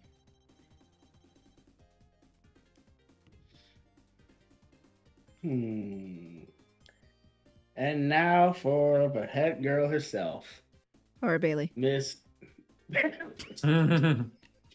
Dude, do you not remember me and Jessica did a whole cast list? No, yeah, and you years want the ago? guy who, and you want the guy who plays Infinite to be the voice of Silver. I get it. Fuck you, Do you want to talking about? die? Do you want to die? Do you want to die? Isn't that who was it then? Am I wrong? Do you want to die? Am I wrong? You are. Who was the voice then? Really? He wants to Huh? die. Really? Who was the voice actor? I thought it was the guy from... Not Infinite, why did I say Infinite? Invincible. Invincible. That's what I meant. That's I'm dead. Oh, that's Ellis. Never mind. Yeah. Okay, yes, I am still wrong. Whoops. Bro, I'm dead. Stephen Young is for Ellis. That's not Silver, you dippy. Yeah. Who was that voice actor? Let's see. Dude, are you fucking serious, bro? No, Shut no, up. for Silver. I feel Not like who was it? you. Jesse something. Jesse something. The one dude that won that winner song. What the hell is it? Jesse. I'll kill you. No, both of you don't look it up. I'll kill you. Jesse already killed me several times. This next one is not gonna be an exception. I'll kill you. What was it? Just not. I'll find where you live. All I have is Addie. Exactly. So I'll find where you live. That was Jess McCartney. That was it. Okay, give me his IP. That was it. I was like, what the hell was it? Give me his IP. Oh boy.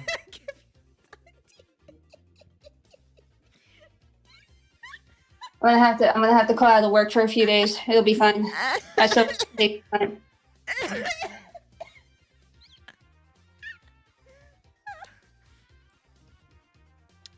Consider it a paid vacation.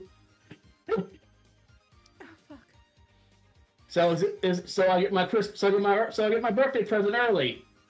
Yeah. What's your birthday present? Like death? I mean, I got before Tiff and Jess do, so I win. It's gonna match your age. Of course, I'm gonna give you 50 knuckle sandwiches. Oh fuck! My fucking yeah. stomach hurts. Oh, the system works.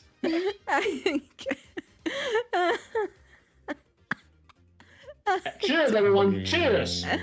Jesse McCartney.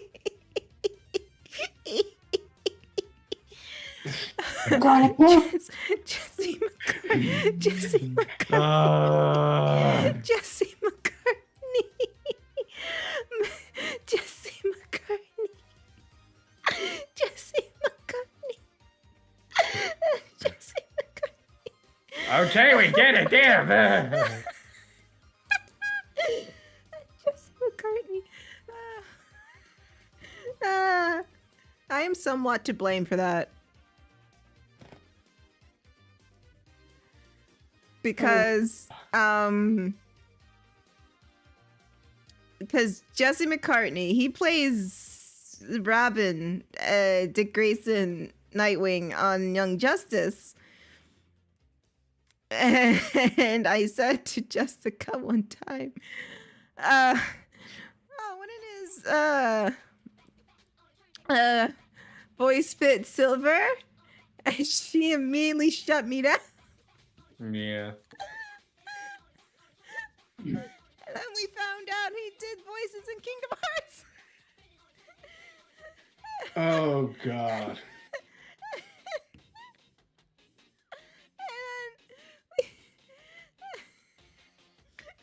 And then she lost her shit. Yeah. And then I teased her like, hey, he's singing Beautiful Soul. And I remember someone, I don't know who, someone suggested the voice actor for Max Goof, and I remember she lost her shit. That was for After that Ellis on DeviantArt, and she Oh, that's God. what started the whole rant. Oh shit. Max fucking Goof. That's what started the whole rant. And she went off, and we did a whole thing where where we sat down, spent about 2 hours discussing who would voice who. Oh, my stomach hurts. Just as literally learning the Satsui no Hado, basically, for me to die 1,000 deaths. Like, I don't know who's gonna die. Do not fear the man who knows 1,000 moves. Fear the man who has practiced one move 1,000 times. Testicular torsion. Yeah, they want to but he voiced Kovu, and he voiced Chase Young. What do you mean? Oh God. She mad. Of course she's mad. They specifically said Max Goof. I know.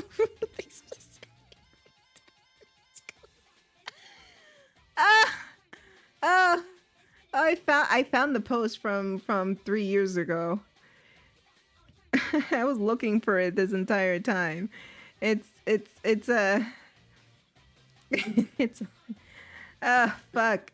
Fuck. Oh, actually, this wasn't a bad list. It wasn't terrible. Fuck. Oh, my cheeks. I'm trying to find the page with silver. Max fucking Goof. Because I think I convinced her to choose one voice actor. and she got mad. Yeah, Todd Havercorn. Todd motherfucking Havercorn. Oh yeah! We had Rouge voiced by Rose Quartz from fucking Steven Universe. I hate the fucking high-voiced Rouge. I hate it. I'm gonna say it right now. The voice cast for this Sonic stuff, mid. There, I I said like it. the Rouge. I like the Rouge from Sonic Prime though. Oh yeah, she was good. She was also in My Little Pony. Oh snap! Sonic fans are also bronies. Confirmed. Wait. Did we put Blaze as the dude? Please tell me it's the same voice actors for this character. It is. So for Blaze, we did Monkey D. Luffy from One Piece. Oh my god.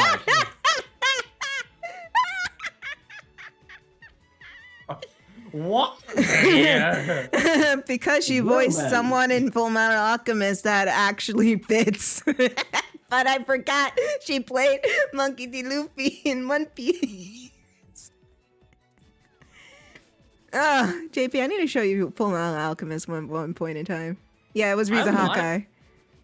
A lot of people have said like JP, you like Full Metal Alchemist, like all this You stuff. would. I'm just like, I mean, what is it? What series is it on, or like what thing is it on? I'm gonna recommend Brotherhood to you because it's shorter and it's it's on Netflix. I don't have Netflix. I canceled mine. Go on the high heaven seas, sir. Be like Monkey Is it D. on- Luffy. I wonder if I can get it on YouTube TV. The king and his men. Let's see. It's on Hulu. It's free on Crunchyroll. I don't have Crunchyroll either. You don't need it. It's free. It's free. I just said it's Oh. free on Crunchyroll. Oh, Is it on Amazon Prime? Nah, it's with Crunchyroll. Damn it. It says, at least it said it's free. It's free. So I think the last page was ROCs. It follows closer to the manga than the original Full Metal Alchemist did, because at the time the Full Metal Alchemist manga wasn't finished, so they had to like make up an ending, and that's a lot usually the case when before they realize animes can have seasons and they can have breaks. They took they made up an ending for Full Metal Alchemist. But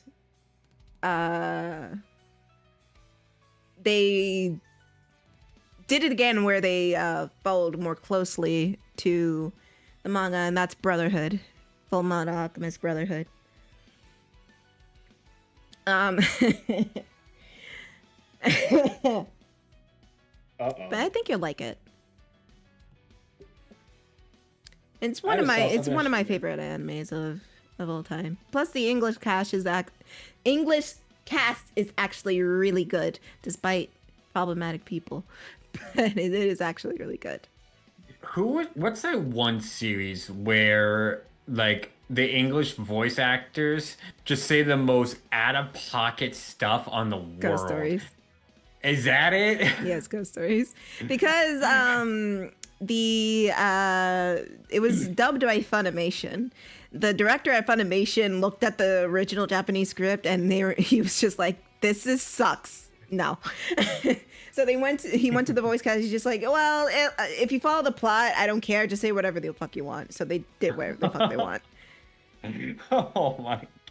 I gotta watch some of the most like Ghost Stories compilations or something like that, It's where they funny. just take the most out of pocket funny stuff and just go wild. Oh man. I can't be with you because you're a rabbit. It's because you're black. Why?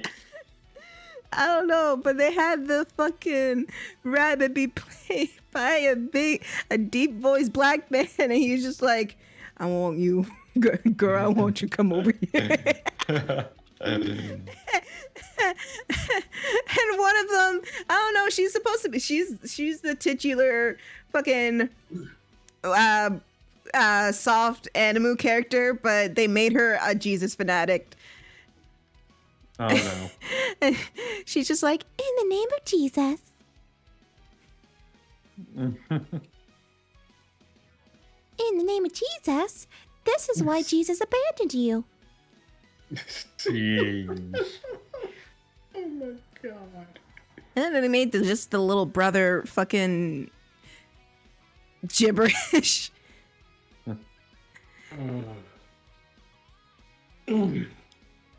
The main guy, they made the main guy obsessed with being chased by black guys. I don't know why. Yeah, I'm not kidding. There's like one scene where he was like teaching the little brother how to run, and he's just like, imagine a big black guy is chasing you. A big scary black guy is chasing you down the street. Jeez. Yeah. And the girl, she just hates everybody. She's just, I think she told the little brother at one point, it was like, I wish you were adopted. Oh. Damn. Oh, fuck. They had fun on that shit. Damn. Damn. Wow. Damn. Wow. Wow. Wow. Wow.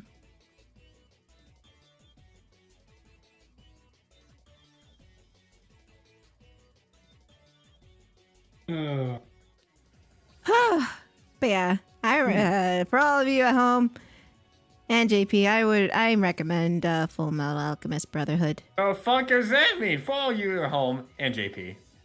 You haven't seen Full Metal Alchemist, dude. No, just saying, like, for all you guys at home and JP. Just like, damn. JP always be trying to make something out of nothing. I swear to God, he's trying to get me in trouble. I swear to God, one of these days, JP's gonna get me killed. I say something and then he takes it the wrong way, and lo and behold, I'm dead. Wow, I wonder who's done that to me before. You're still alive, aren't you? And you're still alive, aren't you? Oh, not if you keep doing some dumb shit. Next thing you know, police. Damn. I'm gonna get the freaking, like, gang members to come up on my house and just freaking kill me. Come on, JP. Not all black people are gang members. Well, unfortunately, that's how the media shows it. Come on, JP. Not all Haitian people are gang members. Come on now. Okay. We're better than No, this. but apparently they eat roadkill on the streets. Apparently. Yeah, apparently. Apparently, we eat cats and dogs. And And we eat it the causes pets. global warming. Oh yeah, and yep, it's because of us and not because of the responsibility of the public. It's all our fault. Yep. It's all my fault. Yeah. Hi, baby. I finally reached my PC. Woo. She's on a Puda. Yes, I'm on the Puda. Just in Huzzah. time for the fucking stream to end. Oh yeah, it is. It is 8:00. Sorry, excuse moi. So I'm probably gonna keep sketching, or maybe not, because I have commission orders to do. I'll probably keep going with this next time. I got pretty far with Antoine, at least his head. Yay, Antoine. Antoine. What I want to do at some point in time is create comic covers for like each chapter of the concept I had. Yee. Yee. Do it. I will Yee. at some point when I'm not busy and I get money. Money, money, money. Money. So I want to thank everyone for watching. Thank you guys for popping in and hanging out with me. If you want to follow me on social medias, it is linked down in the description below if you're watching back on YouTube, or in the About page if you're watching back on Twitch. I stream Mondays, Wednesdays, and Fridays at 1 p.m. Pacific time. That is 4 p.m. Eastern. So I'll be back on, what's today? Friday? No, today's Wednesday. I'll be back on Friday. Yeah. If you like what I do and you want to see more, consider becoming a patron today. There you get exclusive content and early access to whatever I'm doing. But if you can't do that, I do have commissions open. It is posted on my socials, Twitter, Blue Sky, Tumblr, Instagram, and DeviantArt. And it's also posted on my website, which is linked down in the description below. But if you can't do that, then spread it right around the real life. Subscribe here on YouTube and subscribe over there on Twitch. And in the words of my favorite cartoon character, good night, everybody. We'll see you next time. Say kablam time. Say kablam channel. Say goodnight, everybody. Good night. Night. Damn it, horse.